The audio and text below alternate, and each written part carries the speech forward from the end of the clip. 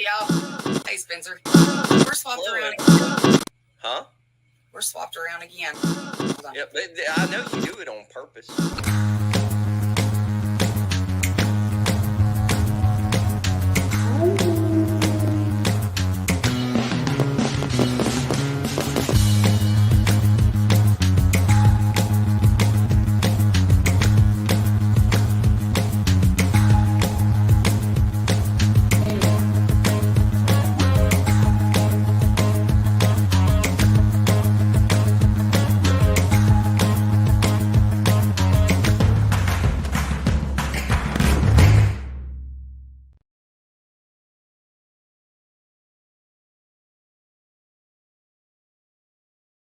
I've got to remember to take the last 20-second black part off that intro.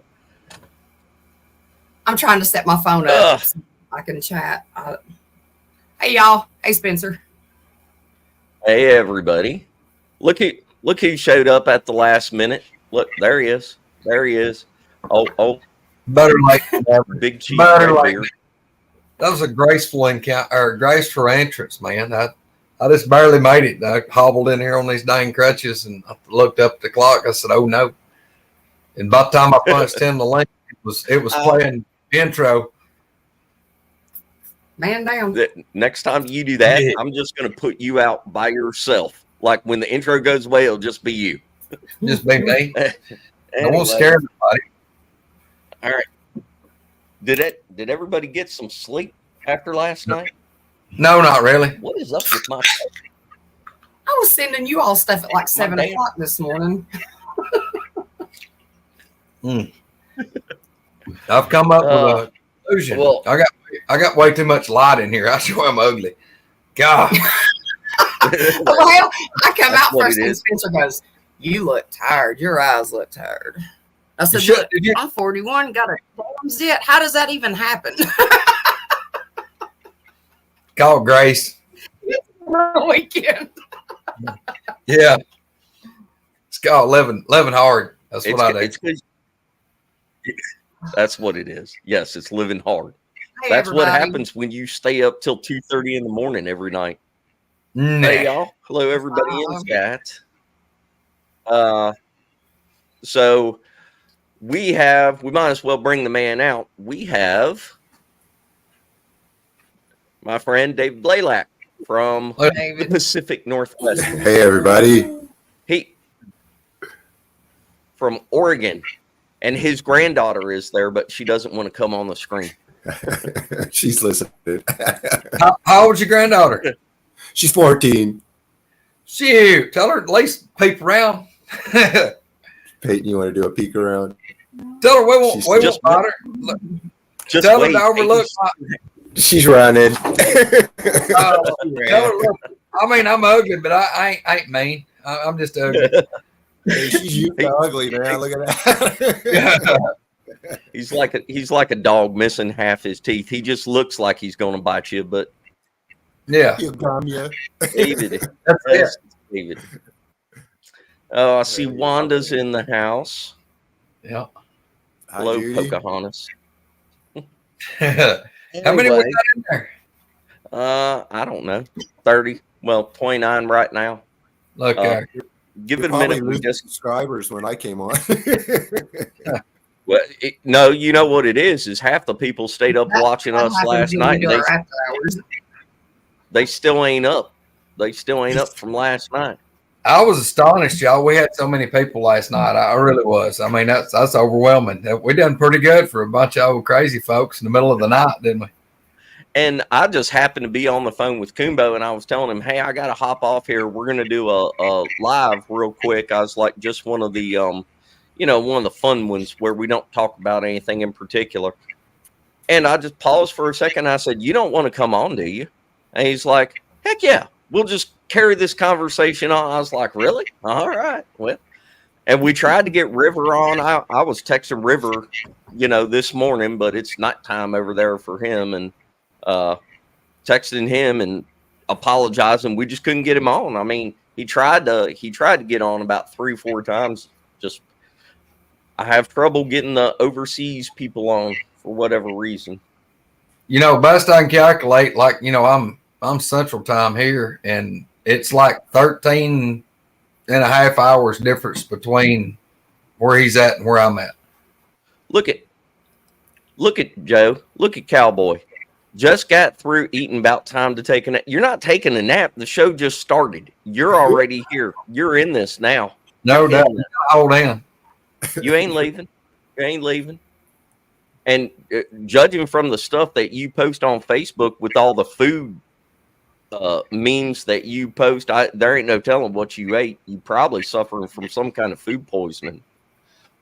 All that gross stuff he's always putting up on there. It turns my stomach for the stuff he shows. Yes, he takes some nasty stuff. But anyway, all right, well, let's get this going. Dave, first of all, what part of Oregon are you in?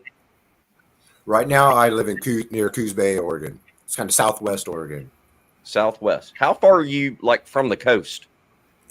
From a bay, we're about 15 minutes. From the actual ocean, it takes about a half hour to get there. Oh, it takes about a half hour to get to the ocean. Touch you. That'd be nice. Well, yeah, no kidding. And you've got an elk rack on the wall right above you there. You're also a pretty predominant hunter for a lot of people that don't know, and fish. And you make your own longbows and hunt with them, which I always thought was pretty cool. You don't have one right there that you could show everybody, do you? I actually don't. Sorry. I wish I did. No, that's fine. It's fine. I just wanted people to see some of the pictures you've shown me. You know, I want people to be able to see the bows.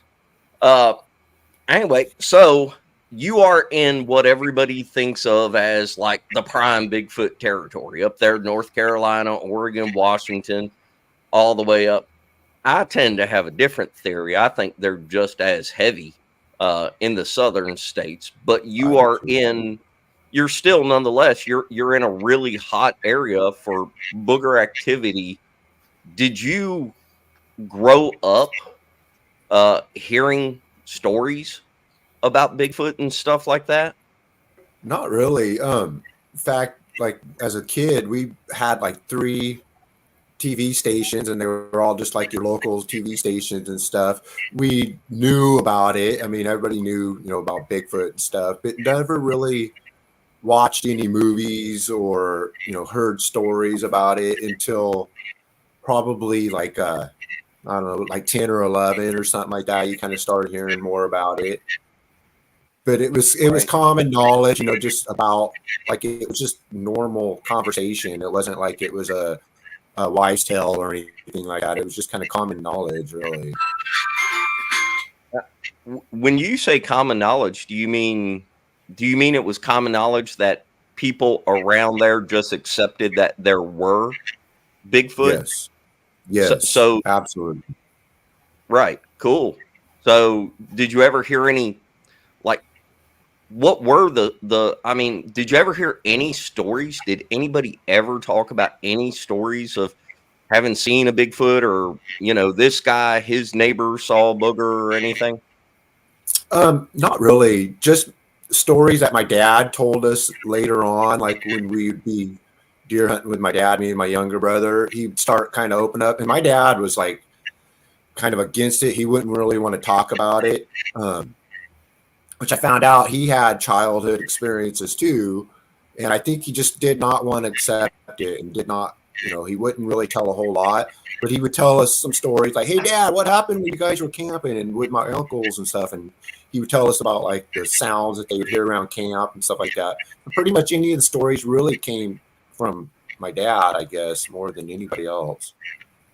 Well, that's cool. Do you remember any of them? Do you remember bits and pieces of anything? I do. So I know when he was a little boy, him and it would be my great grandpa, his grandpa, was a cat skinner, and for like logging roads and stuff like that. He would cut in logging roads, and they show up in the morning, first thing in the morning, and you're talking like this is around the redwood areas in like Northern California and like the Oregon border area, and they'd show up and there would be sets of footprints going right around the cat and going right back into the timber, and then also I just heard this from my aunt just the other day that they actually boarded up all the windows in the house that they lived in out there, like alongside the redwoods, because something would leave big old huge footprints around the windows and bang in the house and stuff like that. So they actually boarded up all the windows and moved out of that place eventually. And then another one, another one was my dad. And like I said, he wouldn't really go into details a lot, but just kind of give us the gist of the story. But that him and my uncles were camping, deer hunting, and they were around Blue Lake, California, which is just on the edge of the redwoods too.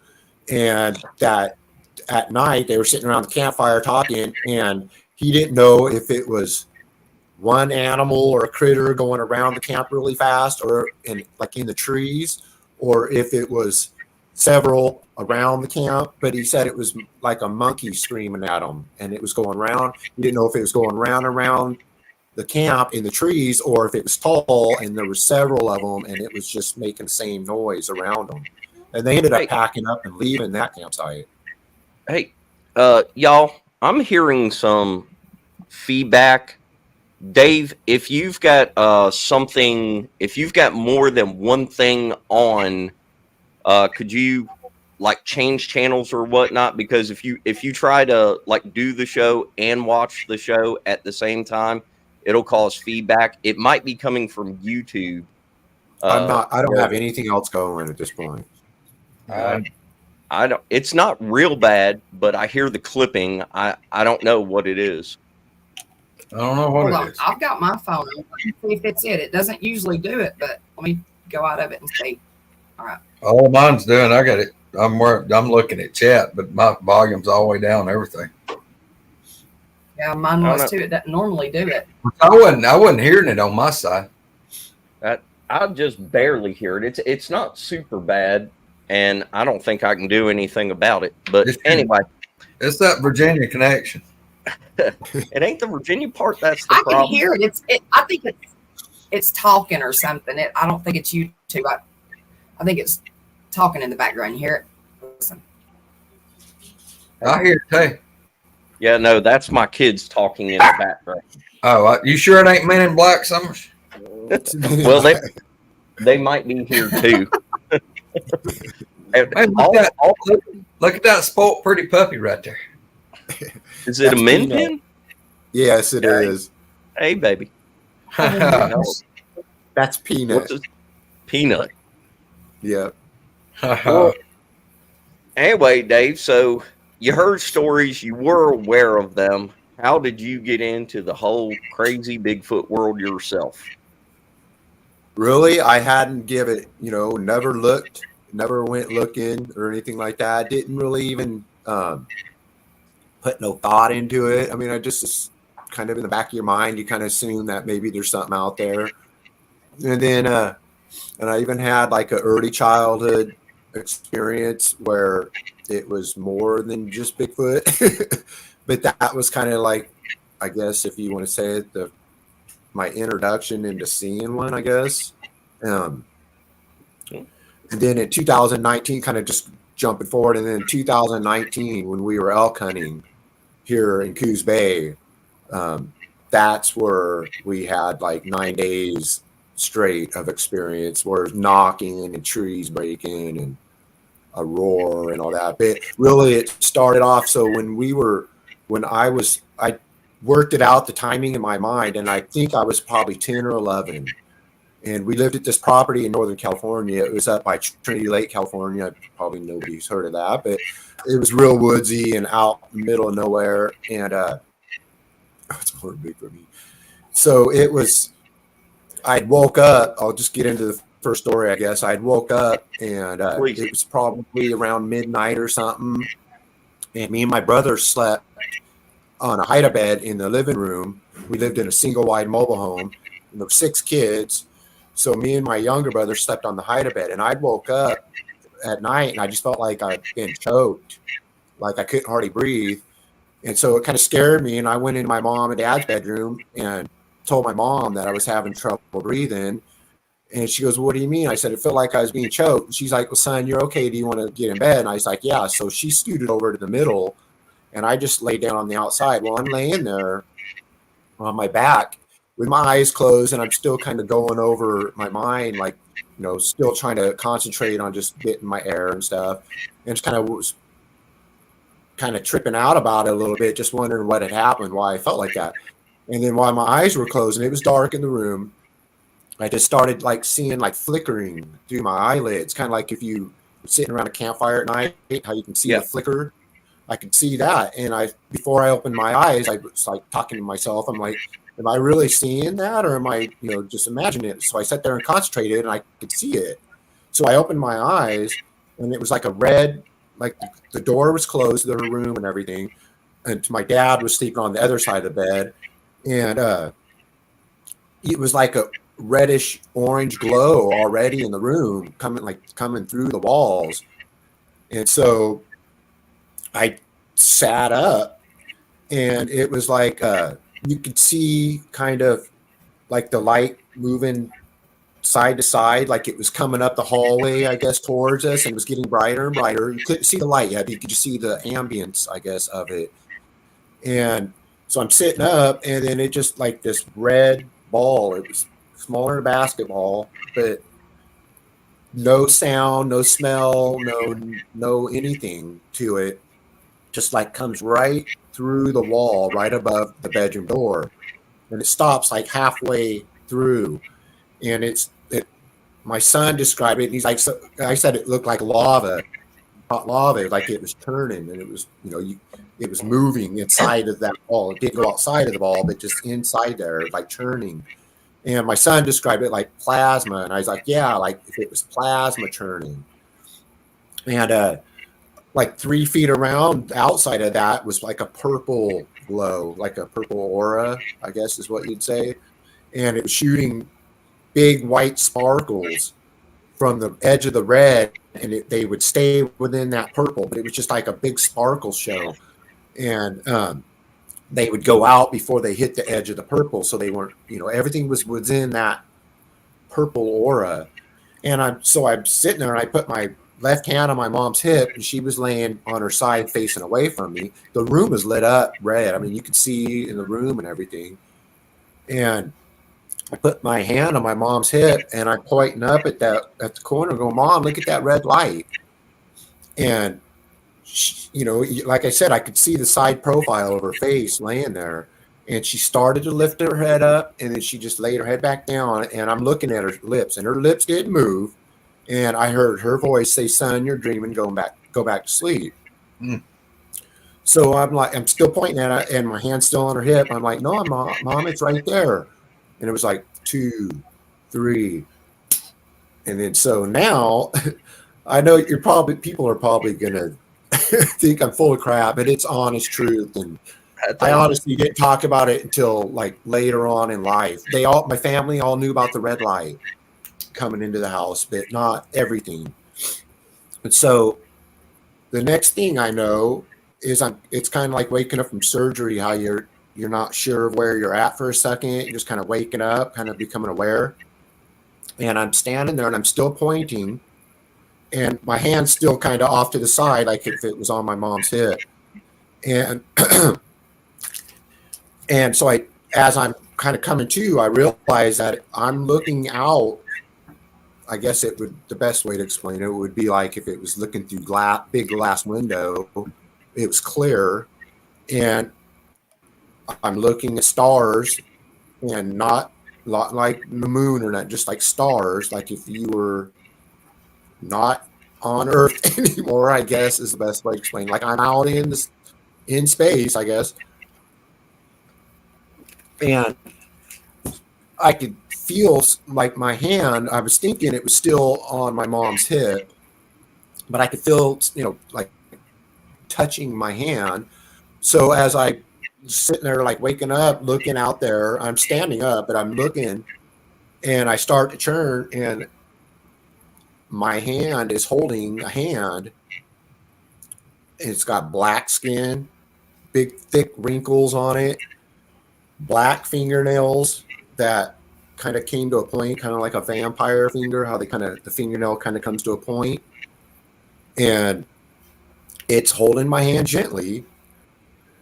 And so like I said, this is my introduction into all of that. And so it was kind of strange, but I'm looking at that hand, and then it's like my eyes are being controlled. It's like I'm being shown what I'm supposed to see, and it's not like you can just look around and you're looking at everything. You're just looking at specific things. And so my eyes go from that hand, and I just start going up the arm, and it's red hair, totally covered arm with red hair. And I go right up the arm and look, and this thing's like the size of my dad, I would say, which he's not a big guy. He's like 5'8" or 5'9" or something. But I'm, was way smaller than him. But it would be like holding his hand, standing next to him. And this thing's looking right down at me, and its eyes are just huge.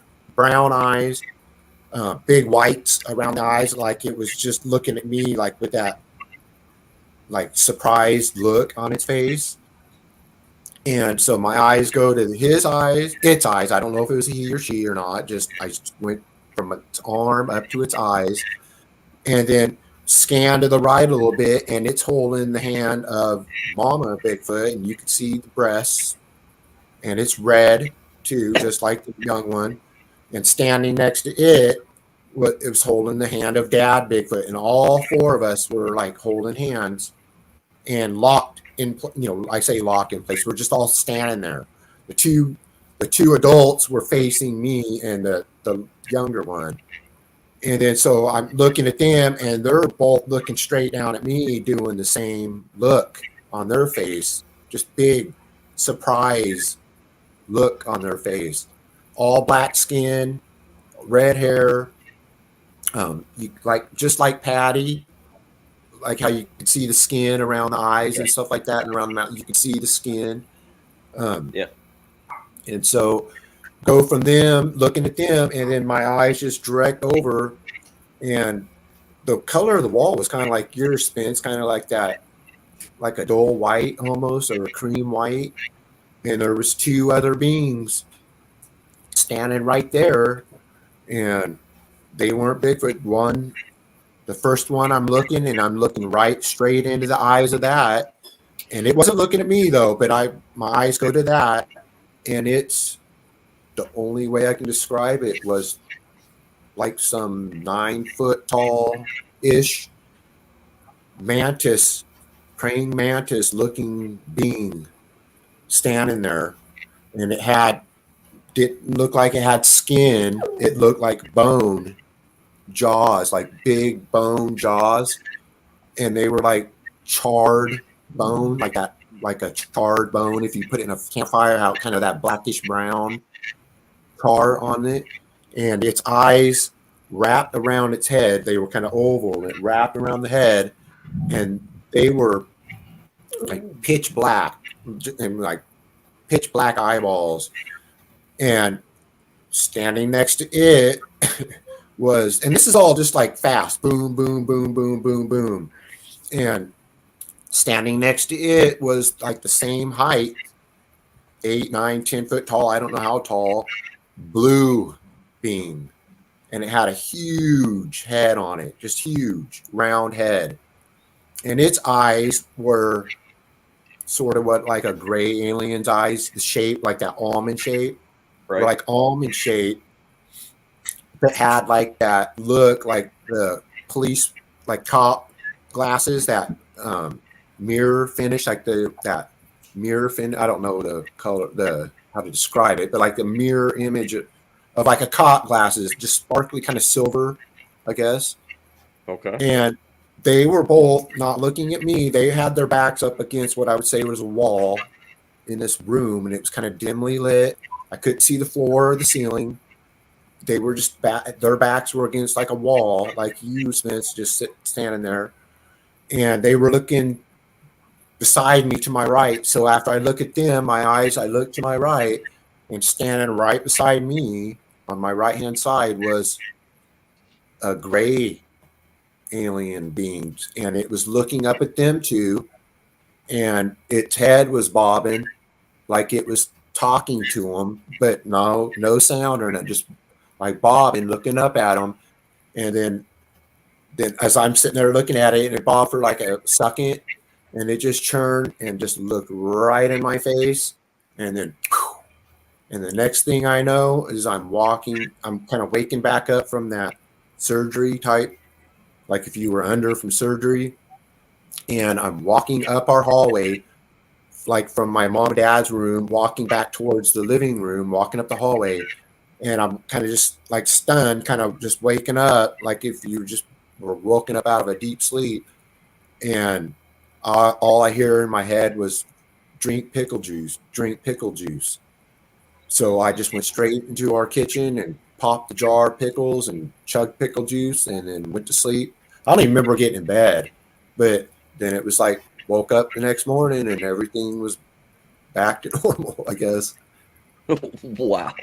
So that was how it kind of all got started. So hold on. we gotta dive into this just a little bit. So when you woke up, do you think it was a dream? Do you think it was interdimensional? Do you think it was astral? Do you think it was something showing you stuff in your head? I mean, what do you think it was? To me, it's a memory. It was like actual factual of a memory. And it seemed like I was in the room, then I was gone somewhere else, and then like I was now all of a sudden back to the house and walking down the hallway. That's I guess the best way I can describe it. It didn't seem like a dream. Just like something that you have a memory of, like you knew it actually happened. Wow. Yeah. David, do you feel like it was something evil feeling or what? Just ominous or evil or what?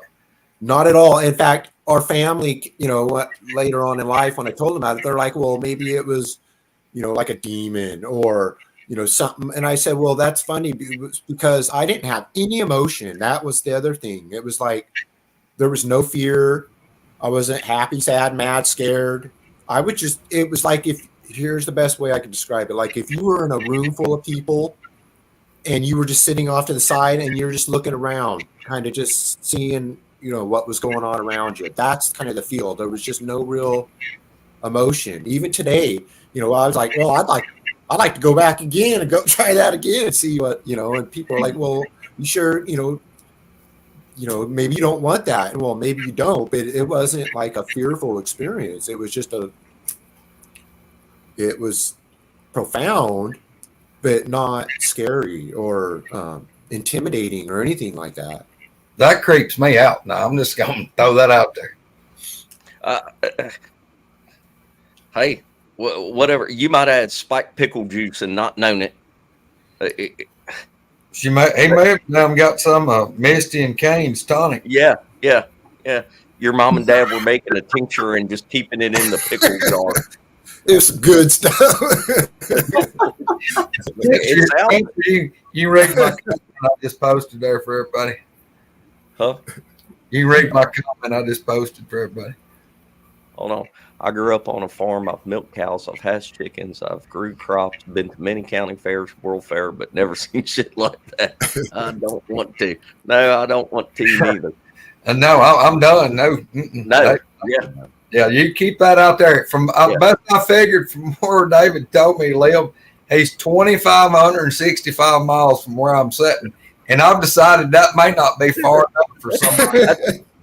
That's a good distance. That's a comfortable distance right there. Yeah, if it was any closer, I'm not moving any closer. Comfortable distance. No. It's all these West Coast people. They have the weird stuff happen. At the first time I see a 9-foot tall praying mantis, I'm done with everything. I'm going inside, locking the doors, and just ordering everything off Amazon from then on. I don't like when they're that big, like normal size.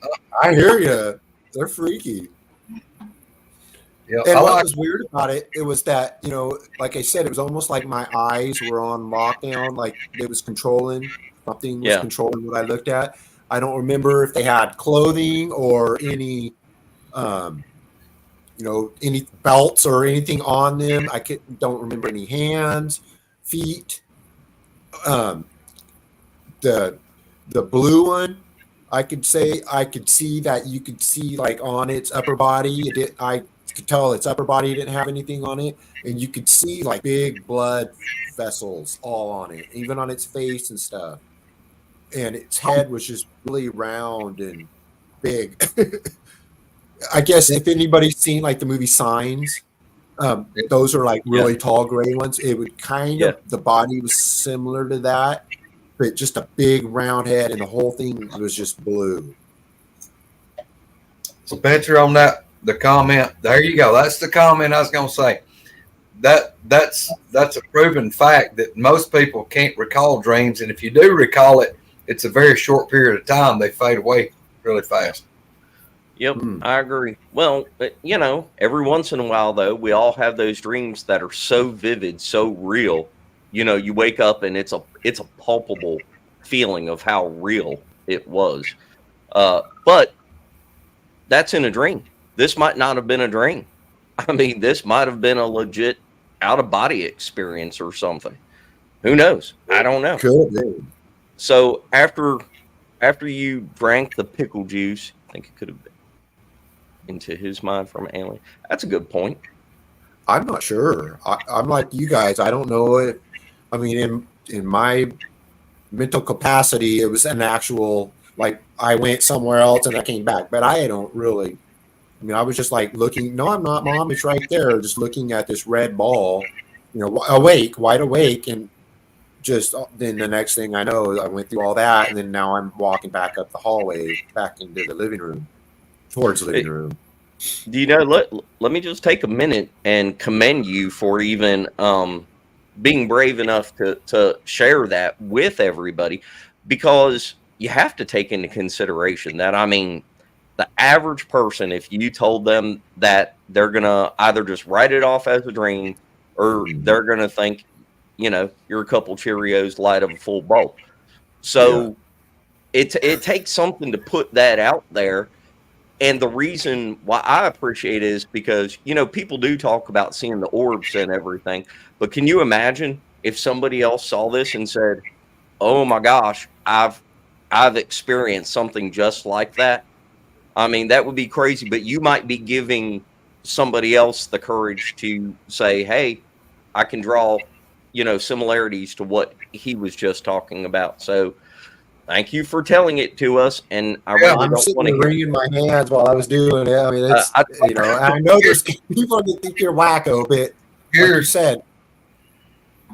Here's my thing with it. I mean, I've talked to David a lot on the phone, messaged him a lot over the last few months, and I've picked up a lot on what kind of guy David is, and David's a guy like all of us. He's got nothing to gain from making up anything. Yeah, I mean, nothing. Absolutely. If anything, he's got something to lose, because people there are some people's going to say, "Oh man, this guy's a little squirrely." But look, guys, I mean, I was the guy that didn't believe there was big 8-9 foot monsters running through the woods over here. But boy, my thoughts changed on that. So hey, I'm open to anything, guys. That aliens or whatever. I mean, all you can do is take people at their word, and like I said, I'm just kind of sitting here creeped out with what Brother Dave's just talking about. Yes. In fact, I'd rather move on to the actual Bigfoot stuff. Let's do something scary that don't invade my house without me knowing it. At least something's got to crash through the wall. So how'd it go after that, Dave? First of all, hold on though. Did you ever have any more visions, experiences, dreams like that?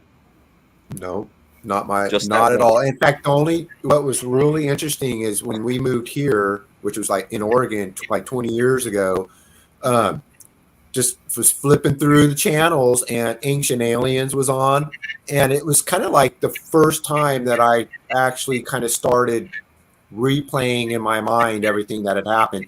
Like I said, my whole family always remember me talking about the red ball, the red light that came in the house. But I kind of squashed a lot of the, put it in the back of my mind. And wouldn't you know it, it's almost like it had to be that as soon as I'm like, I'm going to see what these guys are, what these guys are about. And I was kind of laughing to myself, like, we'll see what these wackos are talking about. And first thing they show was that same red ball. And I think it was in like Britain or something like that. And they were reporting like a military base, and it was reported going in and out of like the missile silos and stuff like that.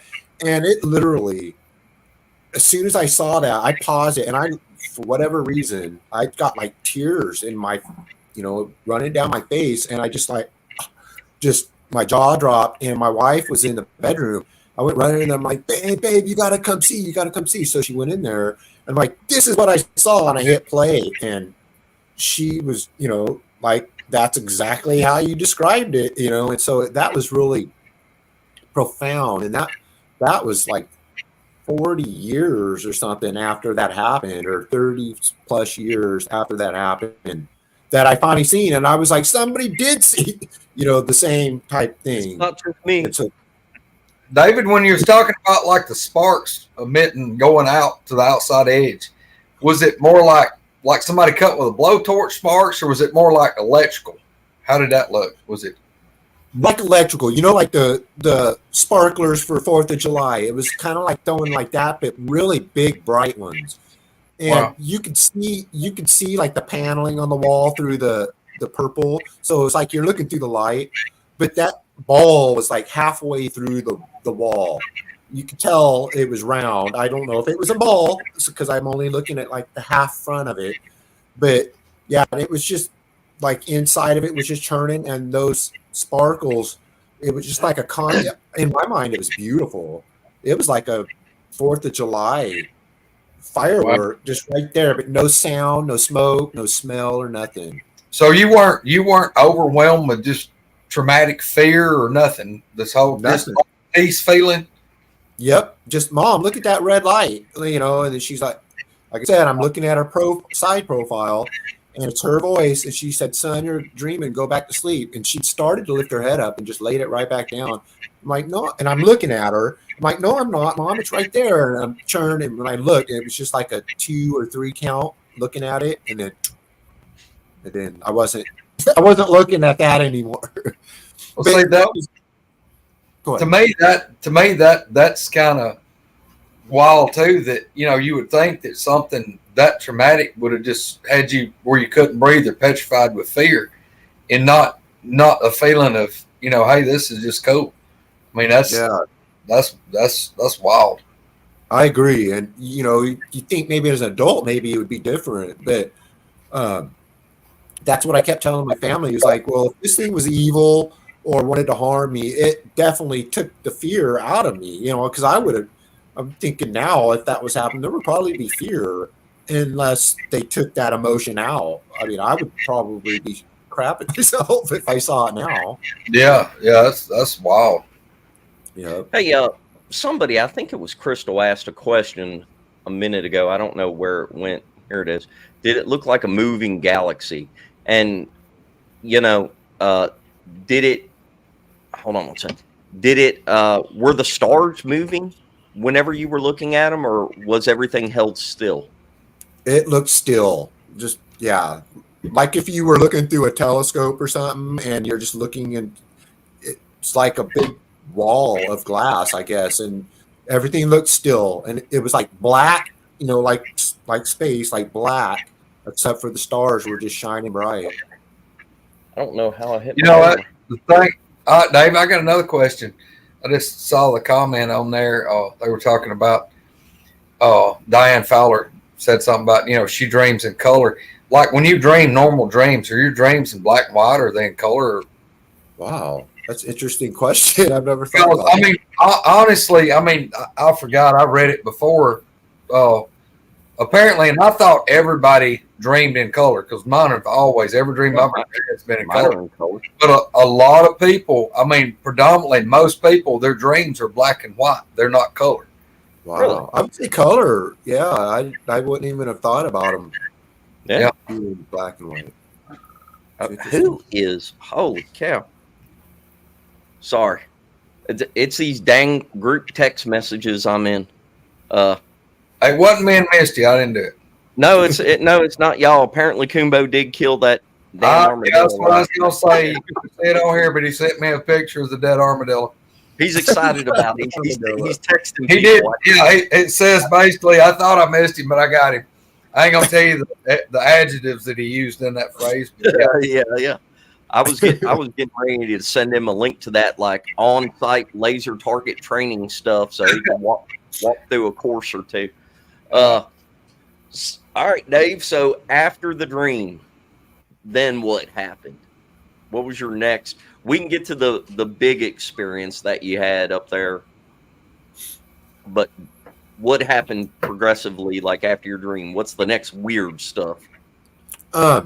Really, it was really quiet. The only thing I can add to that too is that there was neighbors. So this road we lived on, you come off Highway 3, and it was like then it was gravel or half gravel, half dirt road, and it went up like a couple miles, and there was just houses kind of scattered along that. Most of them were summer homes, but our one neighbor that lived down below us about a quarter mile, they were kind of special, I guess. They were a little bit off, I guess is how the best way to explain it. But they used to tell me and my younger brother, who's 2 years younger than me, we used to hang out with a guy. He was like 30, 32, but he was had like the mental capacity of like a teenager. Yeah. Keep going. I gotta take a screenshot of that. He would have fit in well with our crowd. Yeah. Yeah. He had lower mental capacity. He'd been something home. Keep going, Dave. I'm sorry. That's all right. That's funny. So so me and my brother would go down there and hang out, and just their family was really nice, and we loved them and stuff. But they used to tell me and my brother, and we kind of believed them, but you kind of rolled your eyes at the same time, that this was all inside of a mountain. So their deck was like if you walked to the edge of their deck and you looked over, it's pretty tall, but there's spots where you could be like 6 or 8 feet off the ground. Well, they used to tell us every night that there was a family of mom and dad and a young one that would come there, and they didn't say color or nothing, but they said that they would come there and they would hand this family of Bigfoot food, and that they would take them right from their hands. And we were like, oh, okay, kind of, we wouldn't say it to their face, but, I would tell my mom, even, you know what they said? They said they feed Bigfoot every night. And my mom was like, are you sure you guys want to go down there and hang out with them? And we're like, yeah, the guy was our friend from me and my brother. It's like the only friend really kind of we had up there. But I thought that was very interesting that correlated to what happened with me, and I don't know, like, if it was a dream and my mind did all that to me and it was just a dream, my mind included the mom and dad and the young one in that, which I thought was pretty interesting. Right. Then, so basically, that happened. Actually, you know what? I'm going to have to back up here, because even before we moved up to that property, we lived in a place called Junction City, California, and it was outside of Weaverville, California. And as the crow flies, Bluff Creek would be due north of that. As a crow fly, like if you were flying over, it wouldn't take you very long to get there, but to drive around, it takes you probably a couple hours, real windy mountain roads and stuff. But so I got ahead of myself and got all camera shy and got kind of blinded a little bit. The actual first thing that happened was at this house, and it was a weird house, and you could say it was haunted. Like, you would see stuff moving on its own, and my dad even had chained one of the bedroom doors shut. Yeah, we only lived there like a couple months, I think. Yeah, that's I'm out and I'm gone. No. It was a weird place, and it was a double wide mobile home. You had to almost 4x up this long red clay dirt road to get up there. No other houses behind it. It was all wilderness behind it.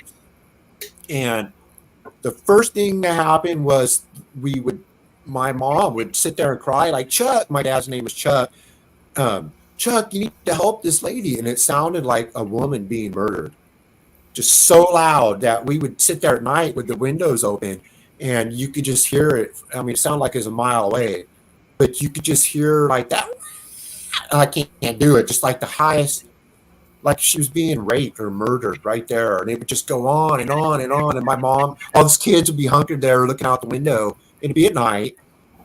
And she'd be like, Chuck, you got to do something. He's like, honey, it's not a person. I don't know what it is. It must be like a fox or a bobcat. He was doing everything he could, but you could see on my dad's face, like the worry on his face, I guess.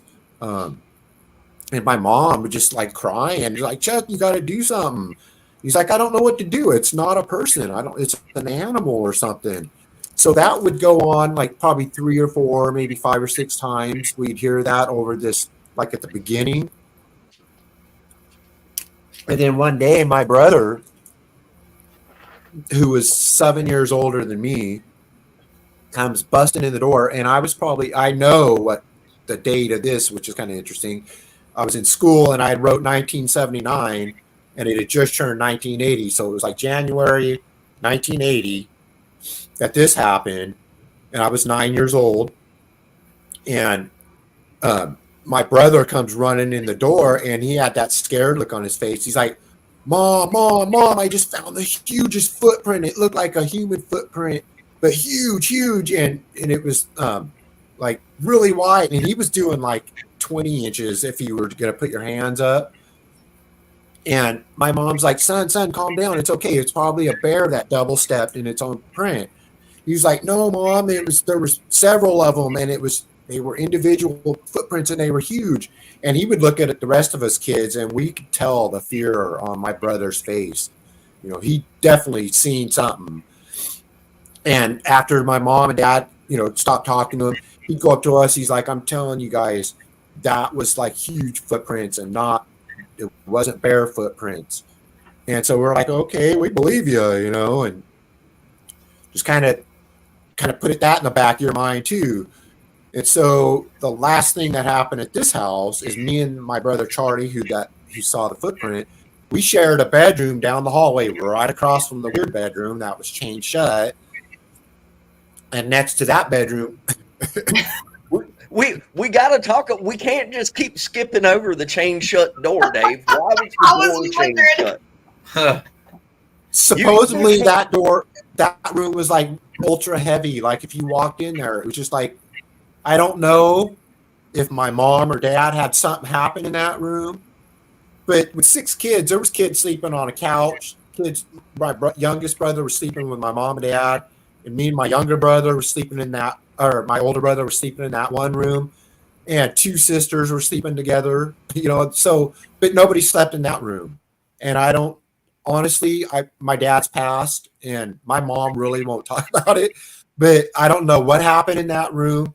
All I remember was at first my dad told us not to go in there. And then eventually my dad took a chain and literally like screwed or bolted that chain so we couldn't go in that room. I don't know what happened in there. At that point, I would have been like, Dad, I don't know what you got going on, but I think we need some boards and screws. Let's beef that up a little bit. Yeah. How about we move? Did you try throwing pickle juice on the walls and see if that got rid of it? I should have sprinkled some on it with some hyssop or something. Yeah, like Febreze it with pickle juice just everywhere. It was a weird place, I'm telling you. Like, so one day I was sitting in the living room on the couch, and my mom had just got done vacuuming. And the long cord, she had unplugged the cord from the wall, and it was all laying on the floor. And a couple of the other kids, like my brother Charlie, and I think my oldest sister Debbie was in there too. And that cord, the plug-in part was like the head of a snake, like if it was the head. And that thing started slithering across the living room floor like a snake. No joke. Outside the damn tent, they wouldn't have melted me down, poured me in that house. I've been gone. Right. I've been on the side of the road catching a ride. Every car got 5 I need to go. At 10 years old, trying to get out of there with the mailman. The dude comes to drop off the mail. You're like, buddy, you got to give me a lift into town. I've been riding on the down bumper. When he stopped to put the mail in the box, I'd have hijacked something. I couldn't. Yeah. Well, there was no mailing coming up there. We were so far back in there. It was just us back there. I don't care. Smoke signals or something. I wouldn't have stayed. Yeah, it was weird stuff on and off on the phone.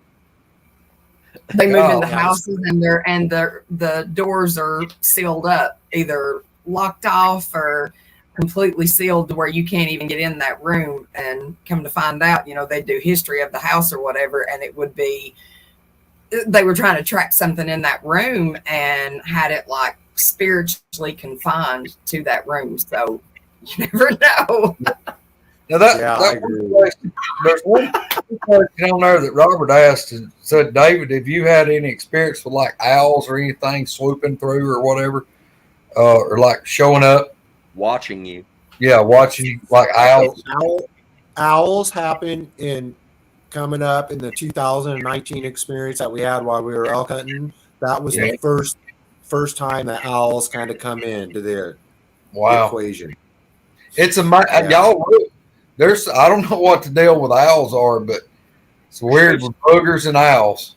They're supposed to be a spiritual messenger. Yeah. It was legit. It was the first, because I never heard of any correlation between the two, leading up to this. I never was like not like a researcher or anything like that. We go out hunting and we've gone out looking and just went out and done calls and stuff, but never. And I didn't go online and do a bunch of research or anything like that, or go out. I went out and set recorders, but after 2019, after that experience, that's when kind of it's like, all right, well, there's something to it. We're gonna, try to see if we can get some sounds or something, but never really did. Got some knocks and stuff here by the house where I set recorders out, but I mean, nothing to where you could say that it was definitive or anything like that. Yeah. This mobile home. What does that? That's what does that mean, Robert? That's interesting. Aliens project his house. What does that mean? I guess maybe they could take the form of an owl. Reckon. Okay.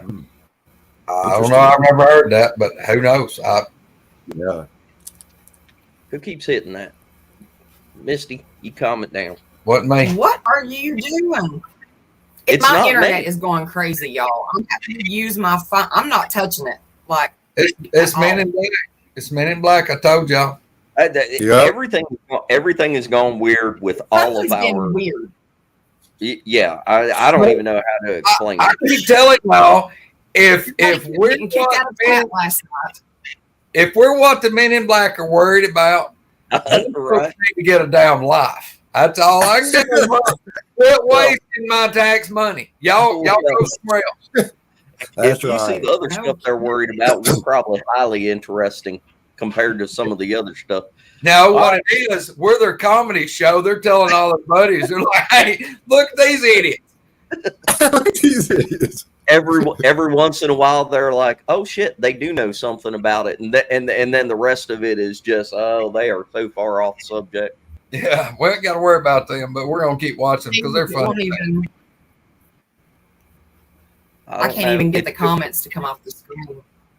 I know. You get rid of them and then they pop back up. Something is really weird. It has been for every time I see Gary. I'm not. When I see Gary Spikes pop up and it's got senior on it, it hits my brain. I'm going to pronounce it senor. Senor. Hey, hold on. That was really weird. Did you see that comment? Gary made the comment. It's not just y'all, it's everyone. And it did it 3 times in a row. Like it wouldn't go away. It just kept popping up on its own. It really is. It's the government. It's subliminal message, man. Subliminal. They're letting us know. No, we're watching a lot of y'all. Could you at least type a comment, Mr. Special Agent Secret Service? Could you at least be like, that stuff is correct. That stuff's bullshit, or be like, hey, this show is pretty funny. Y'all are doing good. We watch every Sunday. Blake, yes, twice no. Yeah. All right, Dave. Let's get on with the 2019. Sorry, it's crazy. Okay, so before we get to that, because like this was really profound at this place that happened here, and I'll just kind of keep it quick. If you want to go over more stuff in detail, we can. But so this house was a double wide mobile home, and the back side where me and my brother's room was like 3 or 4 feet off the ground on those like the concrete blocks. And when we moved in there, we rented this place just temporary until we got up to that property where the abduction happened. I guess we were in between going up to there. And so the people, when we moved in there, they told us that the previous people moved out because there was a big bear that kept coming around and kind of harassing them. And that, so right across the hallway, right next to that weird room, was a pantry where people had stored food in there before and stuff. There was no inside door, and the outside door, like the outside of the trailer, was plywood. The door wasn't there anymore. It was not chained up. It was screwed to the side of the trailer, just been like plywood covering the entrance of the door. It was barricaded. It was barricaded. So that one night I'm laying there, we had a whole bunch of cats at this place, like a whole bunch of cats. And I'm laying on my back, and it was late at night, and there's kittens, like 3 kittens up on the windowsill, and there was one on my chest, and my brother's sleeping beside me. And I was playing with my little kitten and holding it and stuff. And all I remember is like the kitten I was holding just like puffed up and froze. And I looked up into the windowsill, and those other 3 kittens were all puffed up, and their tails were in there, and they were looking outside the window. And like I said, they were all 3 in the windowsill. And it was kind of bright outside. I wouldn't say it was like really bright, but I could see the outline of the cats really easy. And all 3 of their heads were turning like the same. And so I'm just, sitting there holding my cat, just watching. And pretty soon it was like, boom, boom, boom. And you could feel these boom, like footsteps. And it was bipedal. It was like 1 step, boom, boom. And it walked. Thank goodness it didn't walk up to my window, but it walked around. I'm trying to get my camera. It walked around the back of the trailer, went around that weird room, and stopped. And I could tell, it was just like boom, boom. And it stopped, and I could tell it was right at that pantry area where it stopped. And my bedroom door was closed. And I was literally trying to feel my brother to wake him up, because I could tell in my mind, a monster just walked up to the trailer. And so I snuck out of bed, and it was just dead quiet. And before I could get to the door, I just heard like this crunching, and I could tell it was that plywood breaking. And I guess in my mind, I'm thinking it was the big bear, back or something like that the people that owned the place told us about. And I, as quiet as I could, try to turn that doorknob, and it just barely went click. And I just heard boom, boom, boom, boom, boom, boom, boom, boom, it running back the way it came. So I flung the door open, and I went shooting up the hallway to my mom and dad's room. And I said, Mom, Dad, there's a monster outside. And they're like, my mom's waking up. She was always like really fast. I guess having 6 kids, you kind of are used to waking up to a kid or something. And she was like, son, it's probably the cat's fire. I'm like, no, Mom, it broke the house. It broke the house. And she's like, son, it was the cats fighting underneath. I'm like, no, Mom, I heard it break. And she was like, well, just sleep with me. So I slipped in. So the next day, my mom and my older brother picked us up at school. And I remembered it, but I just kind of blocked it out. And my brother turned around from the front seat, and he's like, hey, Dave, do you remember what you heard last night? I'm like, yeah. He's like, well, wait till we get home. So we get up there, and my dad's standing out there already, and all his kids and my mom walk back there. And like I said, this end of the trailer was off the ground by about 3 feet or so on those boxes. It was on kind of a top of a hill, and that side slanted down. And at the very top of this plywood, at the very top of the door, the very top was pushed in, broke in, pushed in, and you could see like claw marks or fingernail marks, like where it just like pushed it in. And my dad and we're all just standing there looking up.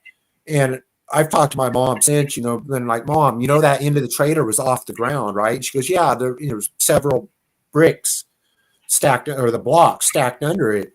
And I said, and this broke at the top of the door, which is like, what, doors are like 7 foot tall or something like that. Or I'm not sure. Yeah. 82 and a half. What's that? 82 and a half inches. There you go. And this was at the top of that. And the bottom of the trailer was like 3 feet off the ground. So how tall would that have been to break that? And I know now that bears are going to go down at the bottom. They're going to be like sneaking in as quiet as they can. And they're going to pry out. They're not going to push in. And they they got more leverage down low. I mean, if they're stretched up trying to push in, they can't push or pull. Exactly. They're not going to reach over their head and push in. So this was like 8, 9. I mean, in my mind, it's like 10 feet high off the ground. Wow. But we were all standing there, and my mom's like, Chuck, what kind of bear can do that? And he was like, I don't know, hon, a big one, I guess. And it would have had to been a black bear. If it was a bear, it would have had to been a black bear. There's nothing else. Paul? Bye, BJ. Dude, I mean, did your dad just like have ice running through his veins? Nothing like him worried about anything or what? He was very protective of his kids. He'd shot bears trying to get in our house before, later on and stuff. Yeah, he was very calm and very collected. I think he had to for his kids, really, is what I think, and for my mom. Yeah. Wow. Well, I can see that being a dad. And I mean, if you got your family the best place that you can afford for them to live, and you really don't have another option, you just kind of got to buckle down and fight what's there.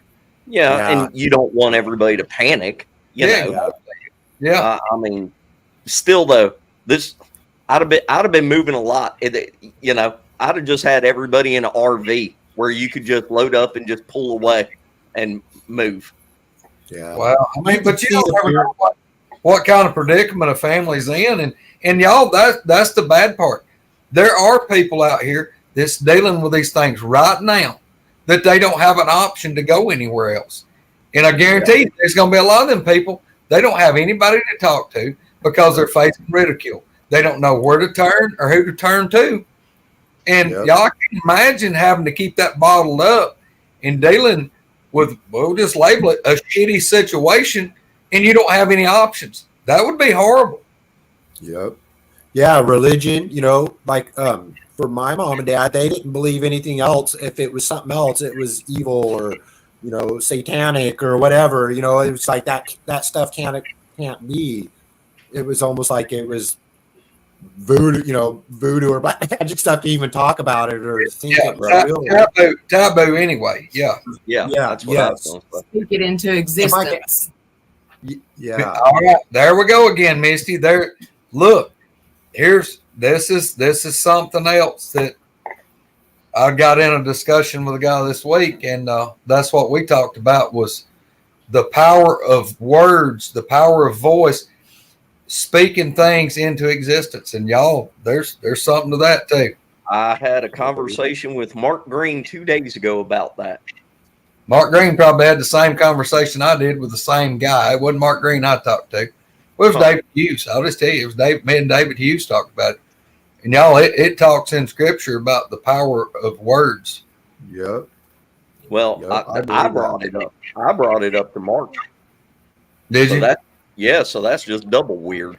That is. Anyway, well, in all honesty, we have, this veers off subject just a little bit, but we're seeing weirder and weirder things whenever it comes to this stuff, especially in the past year or two.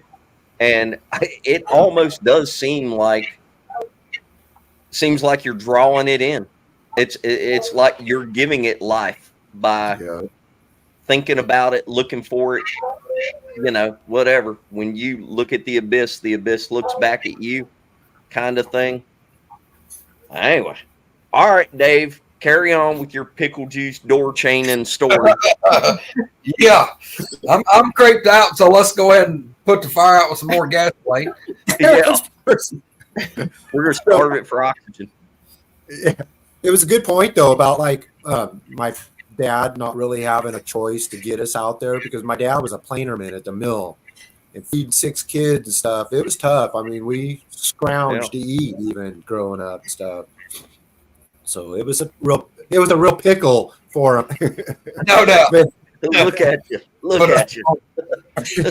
so ended up that was, after we saw that, it wasn't very long. I can't really remember how long we lived at that trailer.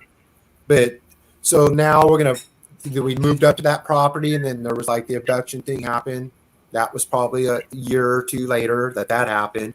So now 2019, me and my wife had moved up to Oregon like 13 years prior to that or something to help her dad out. Her dad was having heart attacks and stuff, and he was a watchman. Like he would be sturdy for the logging outfits around here, like watching their equipment and stuff. And every couple months he would have to move his trailer and his campsite to go to the next job. And so he was having trouble doing that because of his heart. So me and my wife, we moved from Northern California to here at Coos Bay. And our elk season starts in August, third Saturday in August. And we lived up here for like 14 years prior to this. And we camped full month out in the woods in a tent. Never had anything weird happen in this forest. It's called Elliott State Forest, where we still hunt. Never had anything weird. Never, knocks, not anything come in or nothing. But in 2019, we went up. Season started on Saturday. It's bow season for elk. I had a trail camera up there for like 2 months prior. It just had elk and deer on it stuff. And we got up there on Thursday afternoon, me and my sister and my wife, and got our camper set up and stuff, and got the camper off the truck and got set up. And I ran up, got my camera right before dark, came back. We checked out the pictures, and there was, like I said, elk and deer on it and stuff. Then it's about 10 o'clock that night or something, kind of winding down, kind of getting ready to go to bed and stuff. And I'm really hard of hearing. I got hearing aids now, but then I didn't.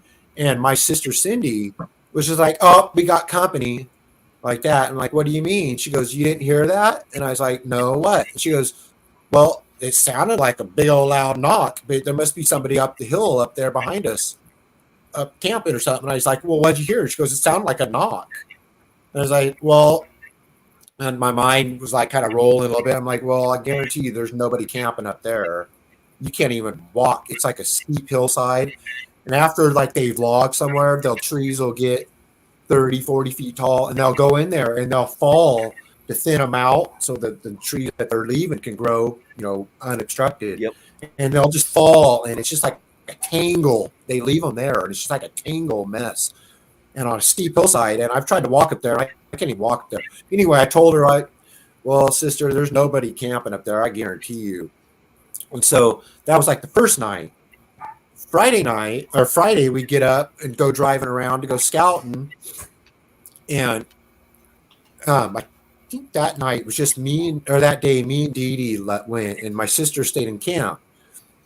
We got back, and she's like, "Brother, there must be a bear around here." I'm like, "Oh, probably." I was like, "Why? What was going on?" She goes, "As soon as you guys left, I could hear stumps being torn apart up on the hill where the knock came from, where the sound came from."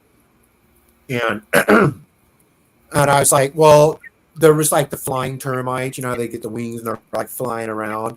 And I was like, "That's probably the bears tearing stumps apart, getting the termites." And that was on Friday. That was kind of the only thing that happened Friday, was while we were gone. She was hearing that. We're camped. It's like 15 miles up a gravel road. We're the only camp for miles around us, and we're just right on the side of this gravel road. Kind of interesting note, right in the trees right beside us, there was like 7 or 8 dog collars wrapped around trees with their names of the dogs on the collars and stuff. And the trees were actually kind of starting to grow around these collars. kind of a weird little dog graveyard, I guess is what you'd call it. A memorial. Don't know why they were there. Don't know who put them there. One of them was like 2014, I think it said on the little name tag on it. But just kind of an interesting note. And we built like a little outhouse kind of thing for my wife and my sister right there, just like a little seat and stuff. And so the Saturday comes and it's opening season. So we all three get in my truck. We take a drive up this road where I knew elk hung out and stuff. And we see a herd of elk. And they're just like totally confined to like one little group. Like they're all just, is that Dee Dee? Oh, my wife's home.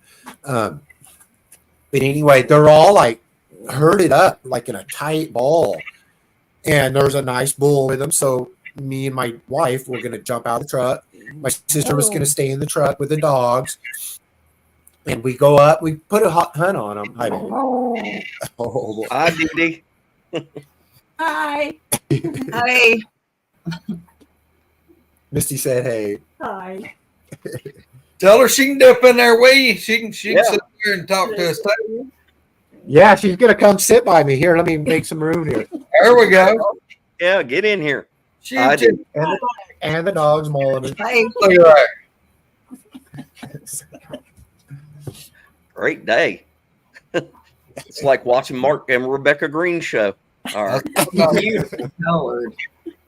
Yeah, Wanda won't sit in with me. She's ashamed of me in private or public. So I mean, I don't blame her. I don't blame her. Wow. So Dee Dee got to experience a lot of this the whole time on this hunting trip, right? Yes. Yeah. Ain't it? I'm gonna tell you something, dude. It's really cool when you got somebody that was there with you that can sit there and share and Yes. get in there. You're getting different perspectives of the same event, and that gives it a whole lot more weight to anything. It does. And my sister, we talked about that. All three of us, we can retell the story, separately, and it's all the exact same, but from their perspective. It's really interesting that way. Yeah, that makes a big difference, and that's awesome. That is awesome. So while we got out of the truck and started putting the hunt on this herd, we went up about 100 yards away from the truck, got the wind in our favor and stuff, and kind of dropped off the side of the road and was going to circle around below these elk. And we're kind of moving. It's called salal. It's a brush that kind of grows. It can grow pretty tall, like up to your chin, but pretty much it's a ground cover kind of brush, really thick. And we're moving through that. So it's kind of that sound. So we couldn't really hear it. But my sister said as soon as we dropped off the road and started going through the brush, she heard what she said was 3 perfect, loud, clear knocks triangulated around us, like click, click, click. And it was around that herd of elk and around us. And looking back, kind of hindsight, I wonder if they had those elk kind of all herded up that tight in that one spot. Usually herd of elk are kind of like feeding around and stuff, kind of doing their own thing, meandering. These were all like tight in a circle. And so it was like bang, bang, bang, triangulated around us. And she said that got her attention. So she stepped out of the truck so she could hear her better. And she said as she watched us go down below the elk, and she said behind us, she goes, I don't know if it was something or if it was another elk. And these elk up here, these Roosevelt elk, they get like black manes on them. So they're like really black on the mane. And in my mind, I'm thinking, well, it could have been a bull or something that came behind us. But anyway, we put the hunt on the elk. Nothing happened. They all spooked out. We didn't get no shot or nothing. Got back to the truck and she told us about that. And we're like, well, that's pretty interesting. We didn't hear the knocks or nothing and didn't get back on the elk. And anyway, so that was the third day we were there.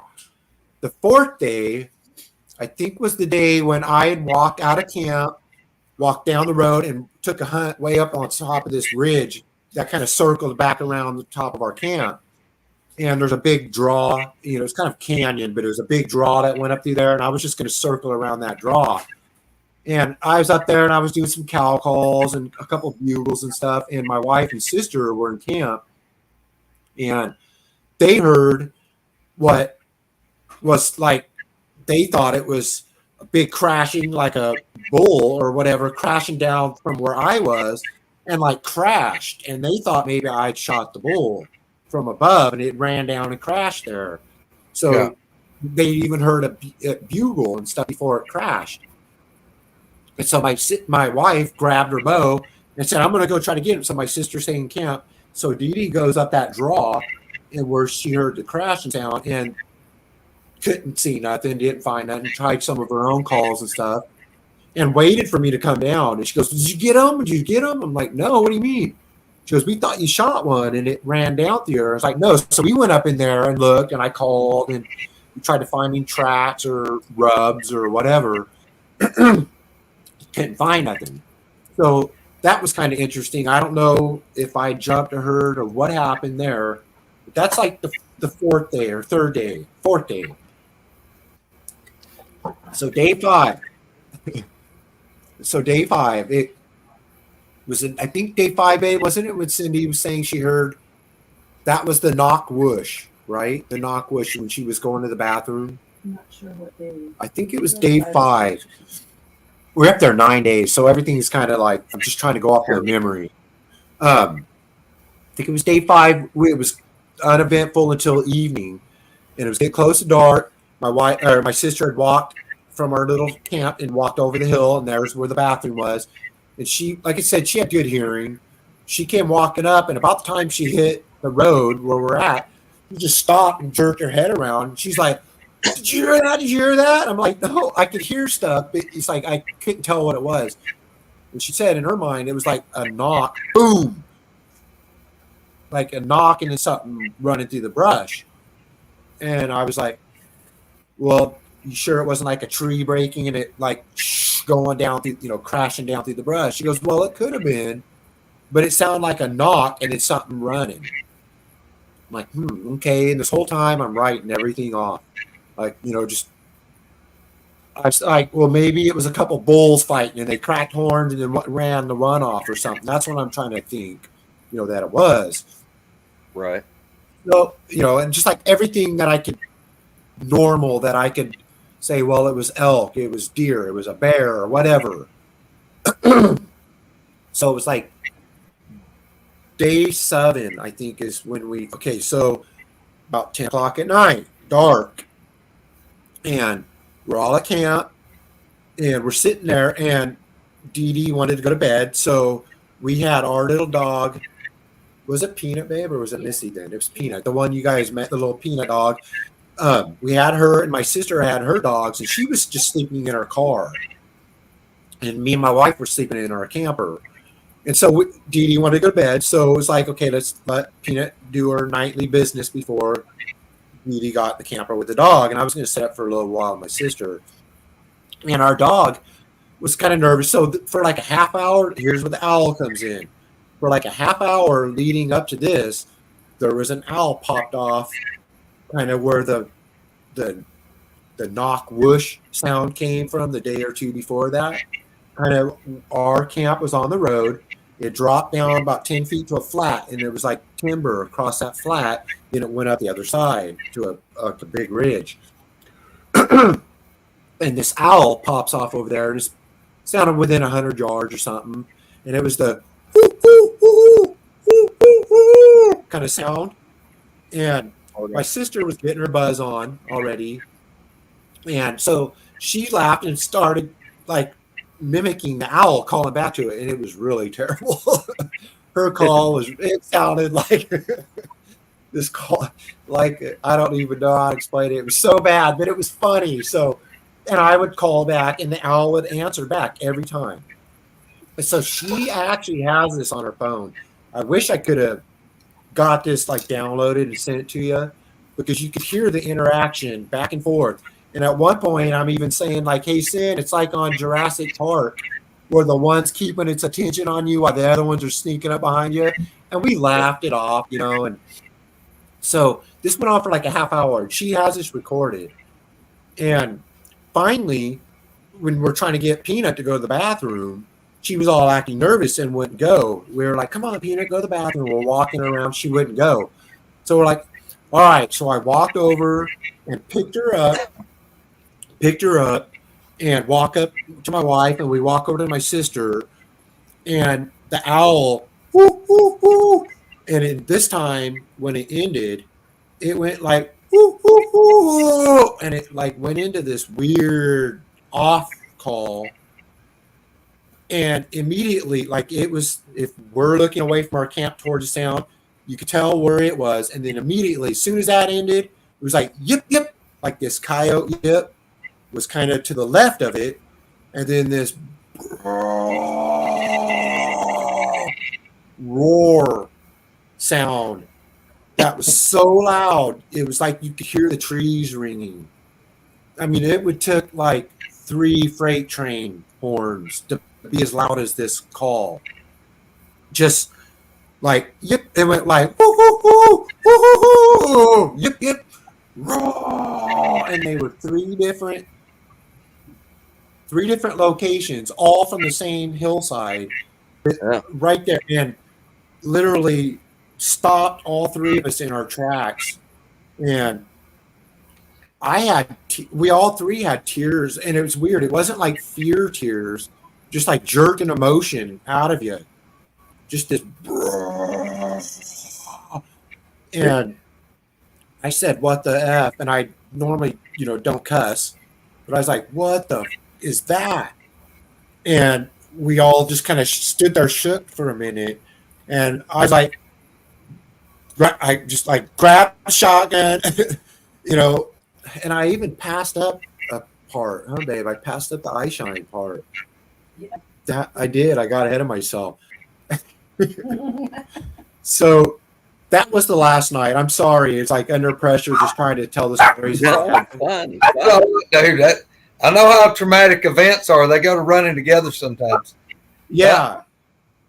That was like the scary part, because it was the sound. I mean, we've had elk bugle right by us, and they're like 700, 800, 1,000-pound animal, with a big old chest. And you can feel them when they bugle. You can feel the chest vibrate a little bit. This sound was like just unbelievable loud, and just and you can just feel like the woods ringing with it. But so that was day 9. I'm sorry. Day 7, night 7 was, we were sitting around. It was like 10:30 at night. This was the only night we didn't have the lantern out there burning. I didn't have my shotgun. Didn't have my flashlight that we were shining around. I just had my headlamp on, and it was on green setting. And my sister smoked, and every time she would get up and walk to the edge of the road to get the smoke away from me and my wife, I would stand up, and I would shine my headlamp around on the green setting, just looking for eye shine, just to make sure there was no bears or anything right there, or cougars. So we get up. We had a candle, like a mosquito candle, burning. So just like a little bitty flame. And it was kind of at the back of our camper. Dee Dee sitting in her chair. I was sitting in my chair. And so I get up, turn on my headlamp, and I look ahead, look to the right.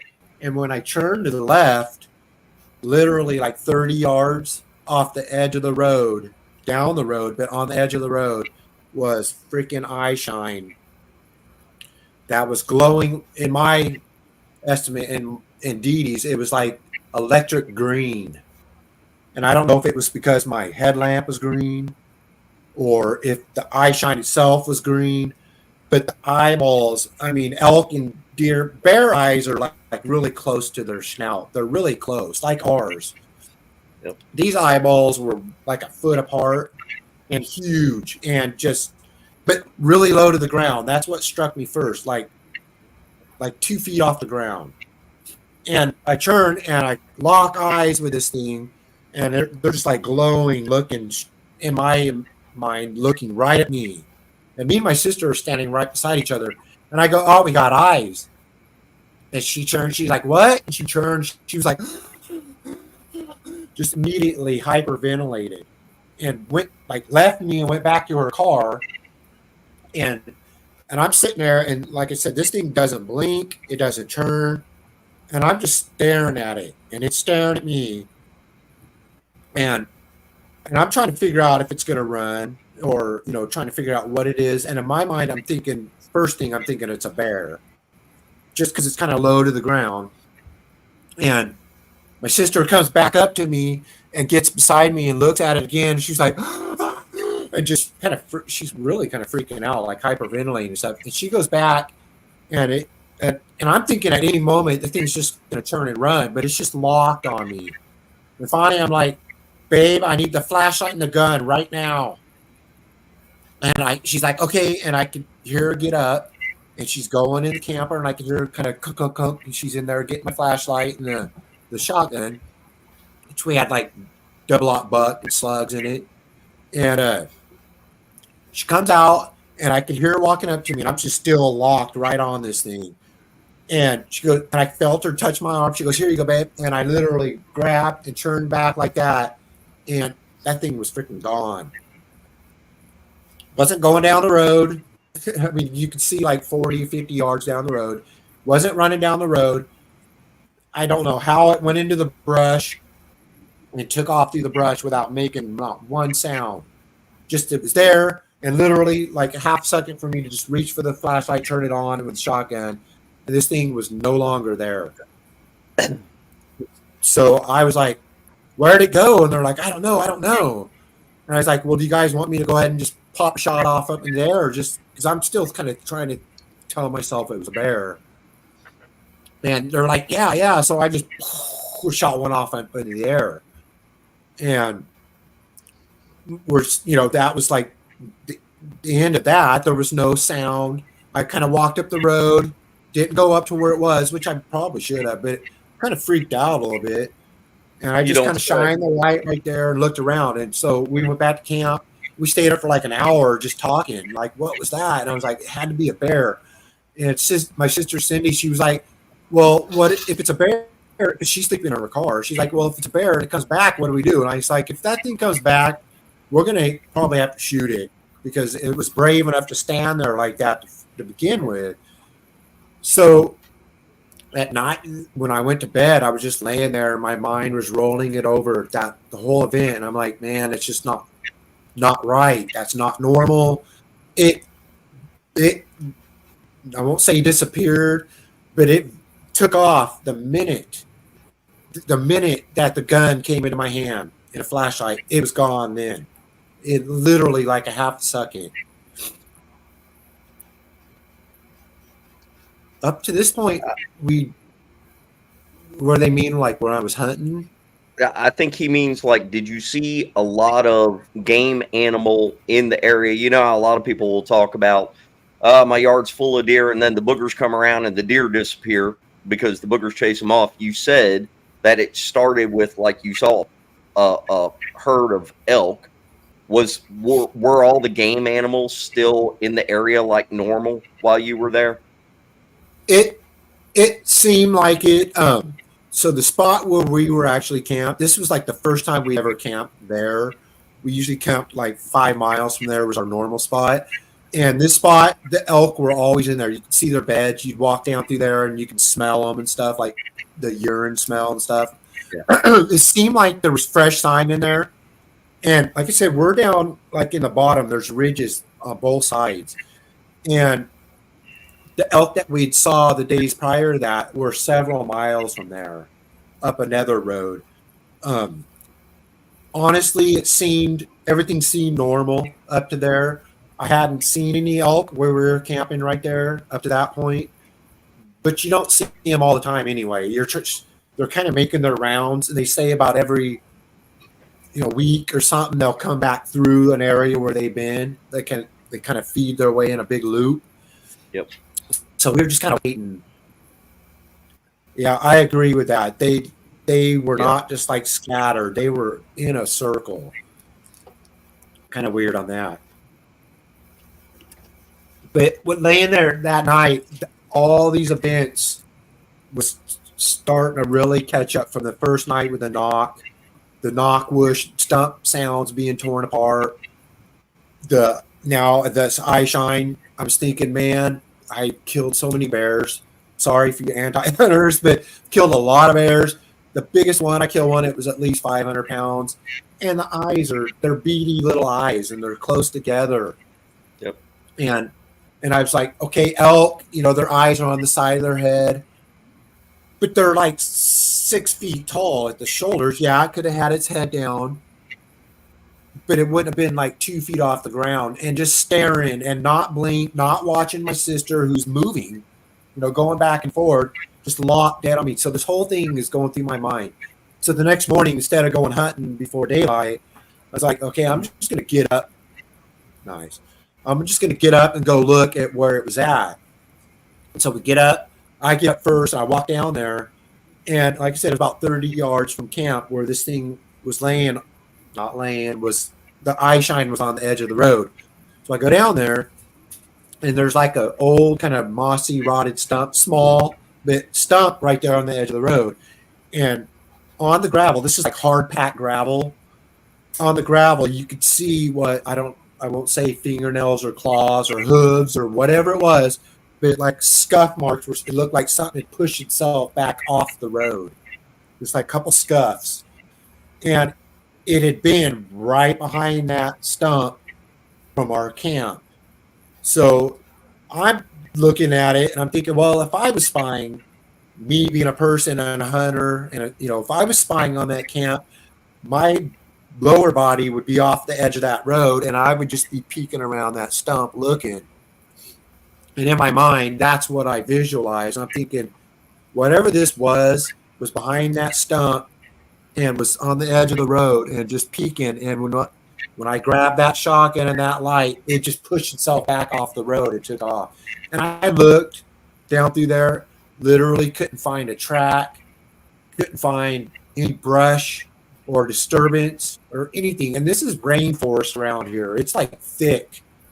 And my mind was like, how did this thing, whatever it was, move that fast, know that there was a weapon in my hand, and not make a sound just hearing? I could not wrap my head around that. At that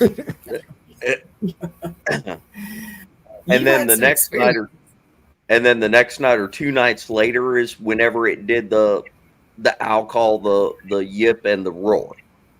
Yes. And so the irony of it, everybody's, well, good, your sister's got it on recording. The irony of this all, and it seems like this happens a lot, just on reports, when while we were trying to get my dog to go to the bathroom, Cindy was sitting over there like 20 or 30 yards. She was sitting at our camp, and she was still talking back and forth to the owl at that point and like laughing to herself.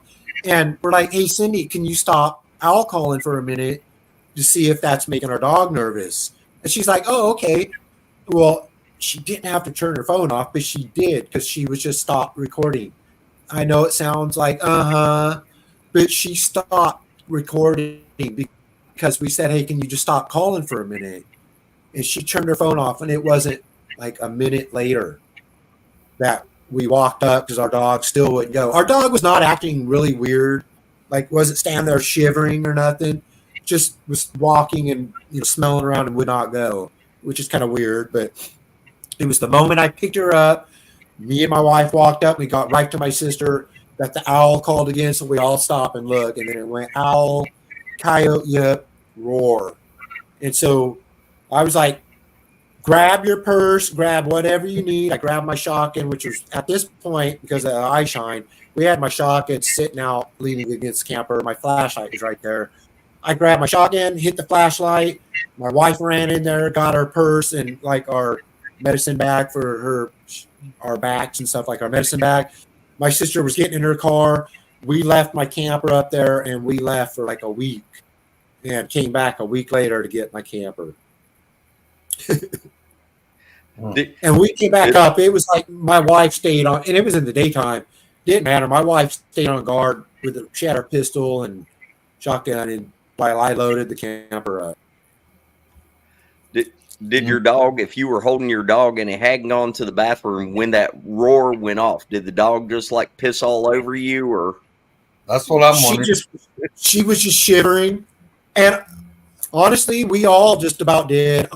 I mean, we all literally had tears, it wasn't fear. I don't know how to explain it. It was like it jerked some weird emotion out, like something so profound that it was just, and I'll stand toe to toe with anything. I'm not scared, but this just like, what the, like I said, it was like, what the F is that kind of thing. Yes, sir. But she was shivering. My sister's dog, she opened the door and they're like right in her car. And the recordings really don't do justice to the live stuff anyway.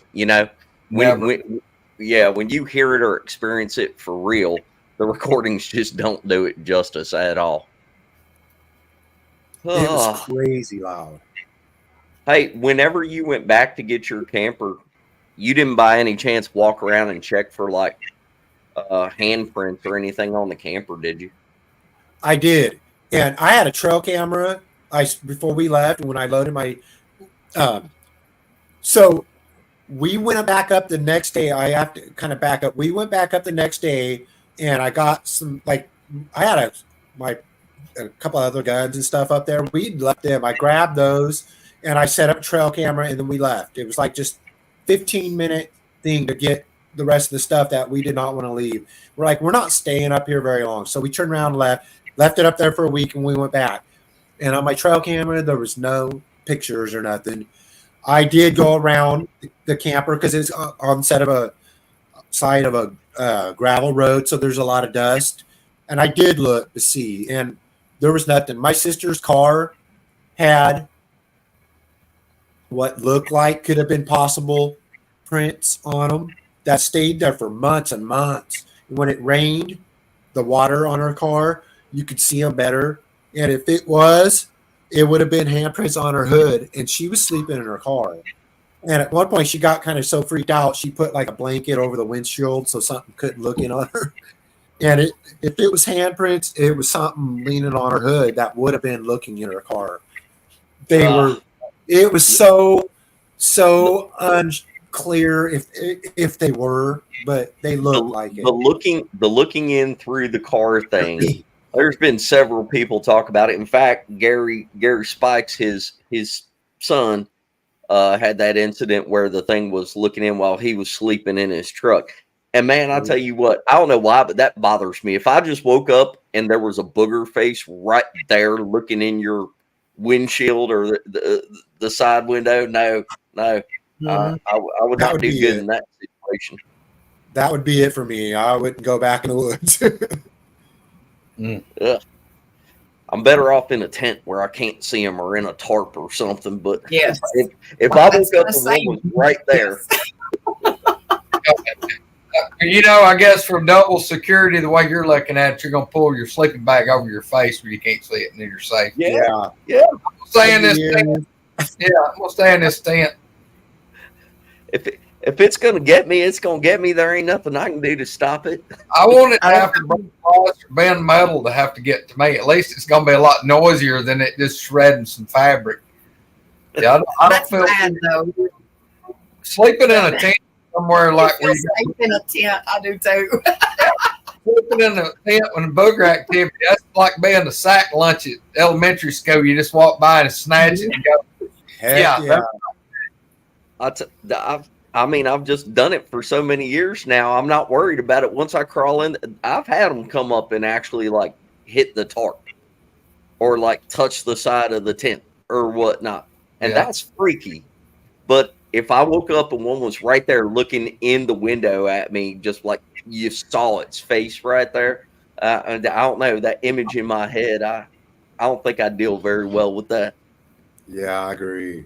I sleep like when I'm in a tent. I got my pocket knife right there. Usually I have my flashlight, my hand cannon, and a knife right there. So I can cut my way out of a tent if I'm going to be a sack lunch. Yeah. Yeah. I don't sleep in a sleeping bag, and I did whenever Greg and him was there. Daniel Boone, and I told him, I said, I had this thing come up behind my tent, and here I'm in a sleeping bag that, one of the like fitted ones. And I was like, the one time that I get in here and actually get zipped up, this thing's going to grab me and just throw me over its shoulder and take off. And I said, I'm done. I ain't sleeping in the sleeping bags no more zipped up. Albert Osmond story. You're right. Yeah. Squirrel. Yeah, Squirrel burrito. Squirrel burrito. A squirrelito. A squirrelito. I'm hoping my big ass will fall through the zipper if that ever happens. The zipper breaks. Thank God that was a weak zipper. If I get snatched and I'm in a dadgum sleeping bag, when he does unroll me, he's gonna think, man, this dude smells horrible. What is that smell? I'm gonna be like a squid, but that ain't gonna be ink going out the black spots. Right. All right, Dave. Well, after you got the camper back, was that like the whole end of that hunting thing experience? It was.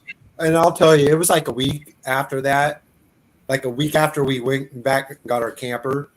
I was almost debating not going back out camping anymore. I mean, it was kind of that, it kind of shook me that much.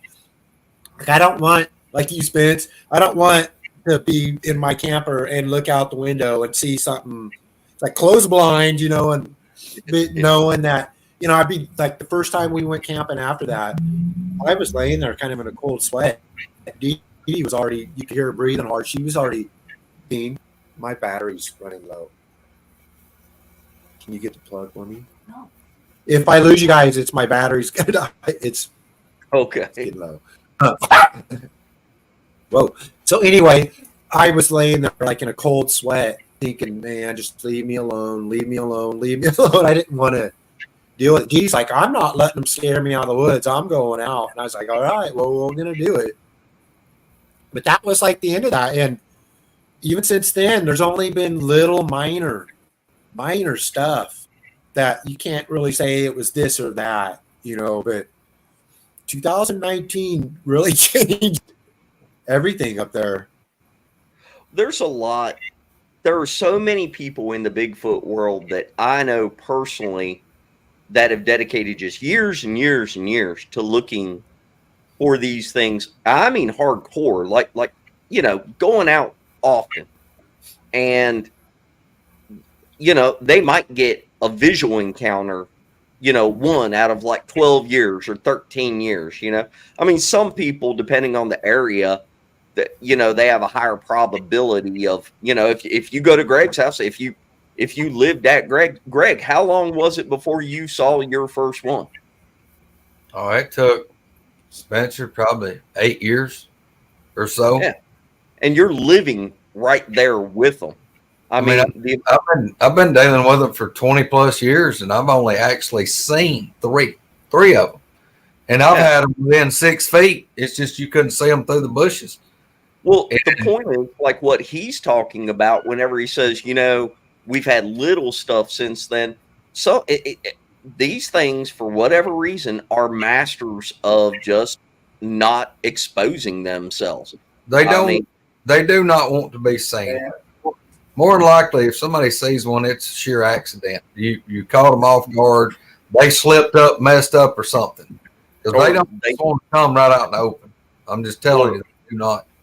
They want you out of there so bad they're willing to, come scare you out of there. But anyway, damn, where'd our guest go? Dave just up and left. He's like, to hell with this show. They made fun of my pickle juice recipe, and I'm done. Spencer won't go back in the woods without a jar of pickle juice. I'm telling you, that's going in my kit now. As it is right now, I've got like holy water, some garlic, some silver bullets, and I'm adding pickle juice. I'm gonna dip a few silver 357s in some pickle juice and let it dry on them. At this point, what could it hurt? Yeah, look, you've got the silver bullets that are actual hollow points. So I say we in the hollow out part, we stick in some minced garlic, some holy water, and some pickle juice. There you go. And it will seal it with wax. Yeah. It's carry chains. It's all in one cure. Yeah. Yeah. I mean, look, I don't know if you need it. I don't know if you got to have it, but it ain't going to hurt to have it. Right.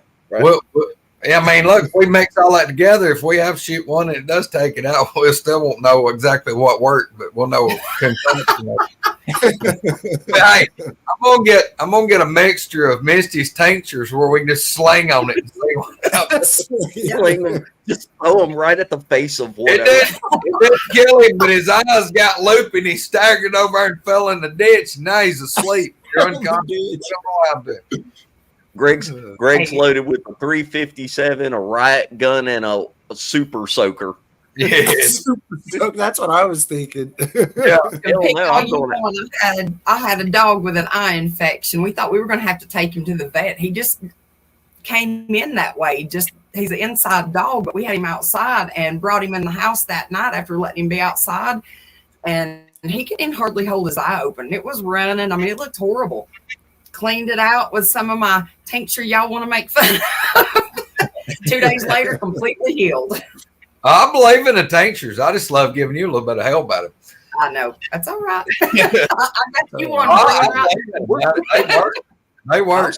I'm still waiting on the tincture. Where's it at? It ain't ready yet. You got to wait. They take like it's like a witch's potion. You got to strain them and filter them. It's boiling in the cauldron for a week. Yep. No, she's making you a booger potion number 9. That way, when you go to the woods, you got to smear it over the back of your underwear.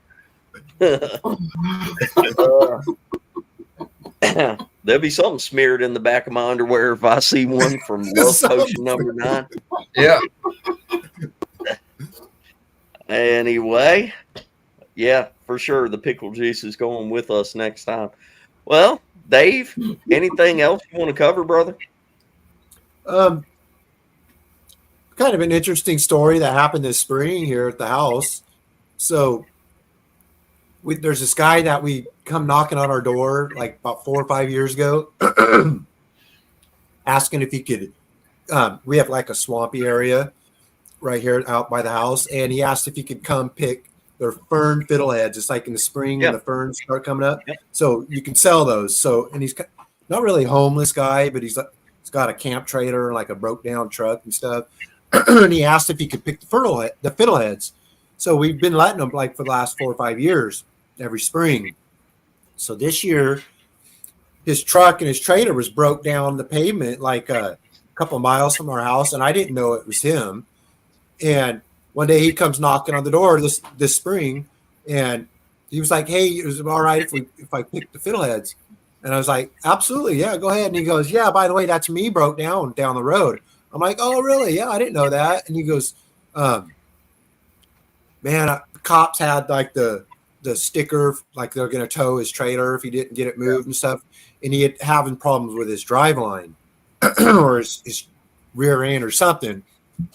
He's like, "I just don't know what I'm going to do with it." So while he was picking the fiddleheads, me and my wife talked, and we're like, you can pull it right down here at the corner, which is like 150 yards from the house right here. Pull it down there until you get your truck fixed. Short term. He's like, "All right, cool." So he was here. He pulled his trailer. I ended up having to go pull his trailer for him because his truck was messed up. But we got his trailer here. The next morning, about 10:30 in the morning, he comes down to the house and knocks on the door. And I give him some coffee and stuff. And he's like, "I just want to know, is it too early to make noise to bang on my truck?" I'm like, "No, go ahead. You're good." And he started walking off the porch, and he turned around and he goes, "Do you guys have bears around here?" And I said, "Well, we usually have bears. We always have bears in the fall, like when the apples are on the trees and stuff." I said, "Not normally in the spring." And I stopped and I was like, "Why?" And he goes, "Because last night about midnight or 1, he was laying in his trailer, and he's got like a 100-pound dog. And he camps in the woods a lot because he's out picking mushrooms and the fern stuff all the time. That's kind of what he does for the job." Anyway, he said he was laying there just about to sleep, and his dog let out a growl and like stiffened up, and he said he could hear what sounded like huffing, like a bear would huffing going around his trailer all the way around. He said it got quiet, and he was kind of just starting to relax again, and then he said it was like a nail or a claw went all the way around his trailer. And he said his dog didn't bark, didn't jump up, just laid there. And he said that's kind of strange because his dog's kind of protective. And I kind of shook my head. He goes, it took me a while to go back to sleep. And I was like, yeah, I guess it would, man. That's kind of strange. And I said, well, it could be. I said, there's stuff they can eat here in the spring, but normally it's in the fall. So the next night, me and Dee Dee are in bed, and I didn't know if she was sleeping or not, but we were both kind of kind of half awake. But it was exactly 2:58 in the morning that I heard. We have like a 6-foot tall deer fence in our back of our yard, so the deer don't get in our yard. And in my mind, I heard like that wire stretching, and then like boom, like running off. And I just sat up and I was like, what the heck was that? And Dee Dee, I guess, was awake too. And she sat up. She was, I don't know, whatever it was big. It was like, you heard that too? She's like, yeah. And in her mind, she's got a little greenhouse out there with the plastic. Yeah. In her mind, something slapped that and then jumped the fence. But in my mind, it was the wire stretching. But we both heard it, boom, and run off. So I was like, whatever that was, it was big. Because we hear deer. You can hear deer running by, like trotting by and stuff every now and then. But this was like something jumped out of the backyard, jumped the fence, and ran off. And so I laid there and we talked about it for a few minutes. I was like, I can't wait to talk to this guy. His name is Donnie. I was like, I can't wait to talk to Donnie tomorrow, see if anything happened with him. And we never really hear stuff like that. Like, especially right here at the house, we'll hear stuff off, like up in the woods around the house. This next day, he comes down about the same time, 10:30 in the morning, give him some coffee, and he starts walking off. I was like, hey, Donnie, how'd you sleep last night? And he turns around and he goes, man, you guys got something going on here. I was like, why? What happened? He goes, I don't know what time it was. It was a little later, but he goes, we were laying there and like the same thing, his dog growled and just laid there and growled. And he goes, he could hear the huffing and it got quiet. Then it was the same thing, like a scratching sound all the way on the tin around his trailer. He said he was laying there freaking out. And he goes, I laid there probably an hour. He goes, it took me a long time to calm down. He goes, I was just about asleep. And it was like, bang, bang, bang, bang, bang. Just like he said, it sounded like the nail hitting the window right behind his head so hard. He said he thought it was going to shatter the window. Just bam, bam, bam, bam, bam, bam. And his dog just started shivering. And he's like, get out of here, leave me alone. And it got quiet. And the next day he left. That day he left. Yeah, I know a lot of bears like to walk all the way around somebody's camper, scratching and intimidating them, and then tapping on glass. They do it all the time. And the dog not respond and stuff. Right. Yeah. He had big eyes when he's telling me. He's kind of like he'd be a tweaker kind of dude, but he was really big, buff guy. Just kind of wild look in his eyes. His eyes were just like, man, this thing was like pounding my window so hard I thought it was going to break my window. I was like, yeah, I don't doubt it. I said, well, we've had stuff around here. That's all I said. Isn't it odd how many times whenever they slap a house or slap a tent or a camper, it's always right where the person's head is? It's always right in that general area, right by your head. It is really close to where the person's at in the house. True. Yeah. How would they know that? Let Misty tell you what happens when you're laying in the bed and they hit you with some infrasound or something from outside. That was weird. I don't care. Like, I don't even. It's going to take me a while to go into it, so I don't want to go like the full story. But it's like it pretty much was trying to let me know that it was there. I got woke up at Greg's because I picked that room that it smacks the wall, and I got woke up feeling like my head was like literally like shaking, like I came extremely fast, bouncing off the pillow. With Troy Allen described it the best way. It sounded like a mosquito literally sitting on my eardrums and just buzzing. It was the weirdest thing ever. It scared the crap out of me. When I woke up, I couldn't see anything. Everything was really blurry. So I couldn't get out of bed. So I just sit up, and Greg's sleeping in the recliner straight across from me. And I'm going, Greg. He didn't get up, and I was like, oh. So I just sat there, and I'm like, okay, please stop. That's scaring me. So, please quit. And it did. It stopped, and I went back to sleep, and that was it. If you take into consideration, though, that stuff popped off whenever you were out there on the deck by yourself. me and Greg was gone. As soon as Mark walks inside, stuff goes off. You got stuff on that road over at Coombo. Go back to Greg's house, and how would it know where you are inside the cabin? But it knew you. It's weird. I had stuff. It sounded like scurrying up to my feet at Coombo's. It was the weirdest thing ever. I've never had that happen. Like, I thought I had a snake or something coming up to me, and I turned my light on and looked, and there was nothing. And and Mark Newell was standing there with me. As soon as it happened and I kicked that light on, I jumped back and I was like, what the and then kicked my light on. There wasn't anything there, but when I did that, right straight off in front of me, there was a tree knock. Like I couldn't see anything, but something knocked on the tree when I kicked my light on after it done that. So yeah, he wouldn't even let me stand on that side anymore. He was like, "You're not standing next to the woods. You just get over here. I'll stand right here in between you." Man, Noble felt like we were two guardians at a kindergarten trying to keep a kid from playing in the road. We had to keep an eye on Misty. You get focused. Misty will get so focused that she'll be walked 100 yards and don't realize she's even moved. She'll get in the zone, and it's like Noble would whisper to me, "Where's Misty?" I'm like, "She's right there. I'm watching her." He said, "So you can see her." Yeah. He's like, "Well, I'm gonna go get her." I'm like, "Okay." Yeah. Retriever. He said it to me a couple times. Where'd Misty go? I was like, "What the hell? You think I'm keeping an eye on her? If she wanders off in the woods, good riddance. Good."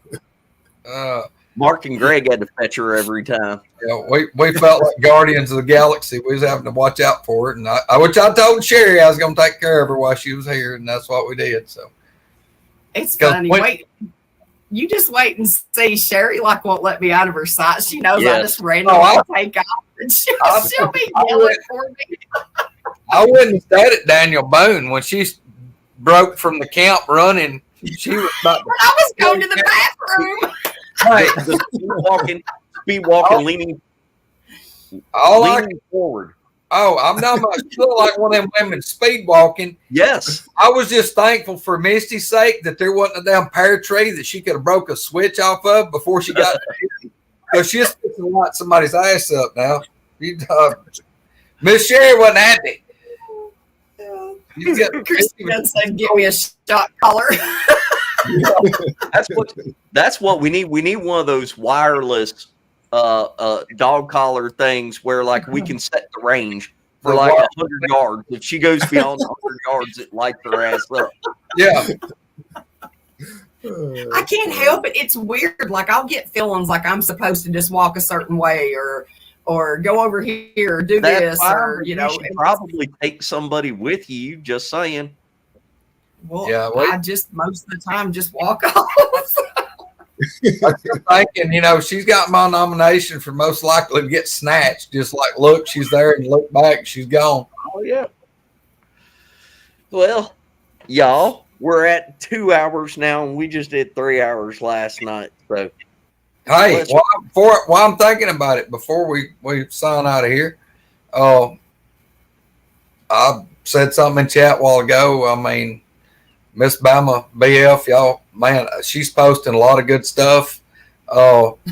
Anybody that didn't see it, Flat Rock posted a pretty cool video. Did y'all see it? What he posted about the shadows? Yeah. That's pretty cool. Y'all check them folks out now if y'all ain't already. They I enjoyed that. What Flat Rock? That's pretty creepy. Flat Rock. If you're still in here, that was pretty creepy. That's shame your camera couldn't see around the corner. Well, I mean, the other video that we played whenever we had him on with just seeing the something move in front of his window from a distance, and at one point, whatever it is, it blocks the whole window. Exactly. You can't say it's a booger, but I mean, I don't know what else it would be. It wasn't Flat Rock up there just trying to pull the wool over nobody's eyes. It was big, whatever it was. Anyway, well, y'all, we will be back next weekend. Next weekend we'll have another show, and then somewhere towards the end of September, I'm not going to be here. I've got some stuff I've got to do. I don't know. Squirrel might have a show on her own if she wants to or whatnot. But check out all the people that we support. Mark Green, Cedar Creek Bottoms, Farmstead Live, Mark and Larry with Beast, Cam, Dixie Cryptids, Chris Reinhardt, Discover Sasquatch. We need a list or something that just plays at the end and says check all these people because I can't remember them all. And PJ Arkansas just started her own show. Who? Payne with House of Enoch. Eric with Appalachian Bigfoot Explorer. Yeah. Roger. Oh, gosh. It's so hard to remember them all. Yes. Squatch a Holler. Well, it's called, what is his channel called? What is Roger's channel called? Squatch and Holler. Squatch and Holler. Yeah, man, I enjoyed having Roger on with us last night. Yep. Roger, that asshole, he waited for 2.5 hours to start talking, and then he got going. And I was like, what? So did Al. That was funny. Yeah, Al did too. Al was all quiet and just sitting there. Then whatever, 2 hours in, that's when they perk up. Well, and then I had to be the asshole because Spencer kept cutting out of the show. He was like, I gotta go, y'all. We gotta go. We gotta wrap this up. And then like 2 hours later. Yeah.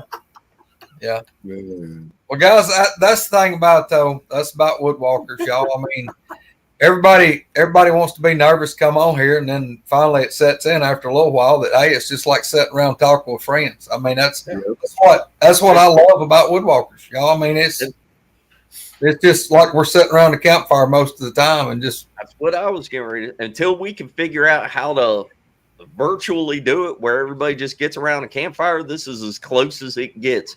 At least we're talking and acting the same way as we always do. Yeah. We threw the professional put on a big show out the window a while back. Oh yeah. We are not the professional group. We're never gonna be the 50,000 follower group or anything like that. But we're never gonna fall into that being somebody that we're not either. So that's right. You're right. Yeah. That's what we're doing. Well, anyway, Dave, thank you for coming on and doing the show. Tell Dee Dee over there that we all said hi and thank her for popping in. You're very welcome. Thanks for having me, man. Yeah, man. Maybe at some point we'll get you on for like one of the roundtable discussion things that we do or whatnot if you want to. I would love that. That'd be cool. You guys made me feel real welcome and relaxed too. I was really nervous to come on, but you done great. Yeah. You guys are and cool. I'm blown away by the crap you've seen, just so you know. I didn't want to see it. I gotta be honest with you. I'm still stuck on the way you kept trying to tell a story where you started with, and my dad had this door chained up, and then you just kept on telling the story. I'm like, Dave, at some point we have to address the chain of the door. Yeah. I'm still traumatized by the chained up door. I work on people's homes for a living. If I go in someone's house and they've got like, big old like half-inch chain like barred door, I'm gonna be concerned. There's some issue. Anyway, all right. everybody, if you want to get a hold of us, there's the email and everything, and we will see you next Sunday. Thank you very much for everybody being in chat and everything. Yep. Big love to everybody. Yep. See y'all next week. Y'all. Thank you. Bye. See you guys.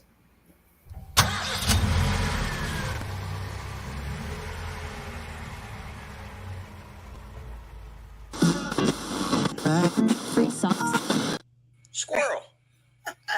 Hey, y'all. Hey, Spencer. We're swapped around again. Huh? We're swapped around again. Yep. I know you do it on purpose.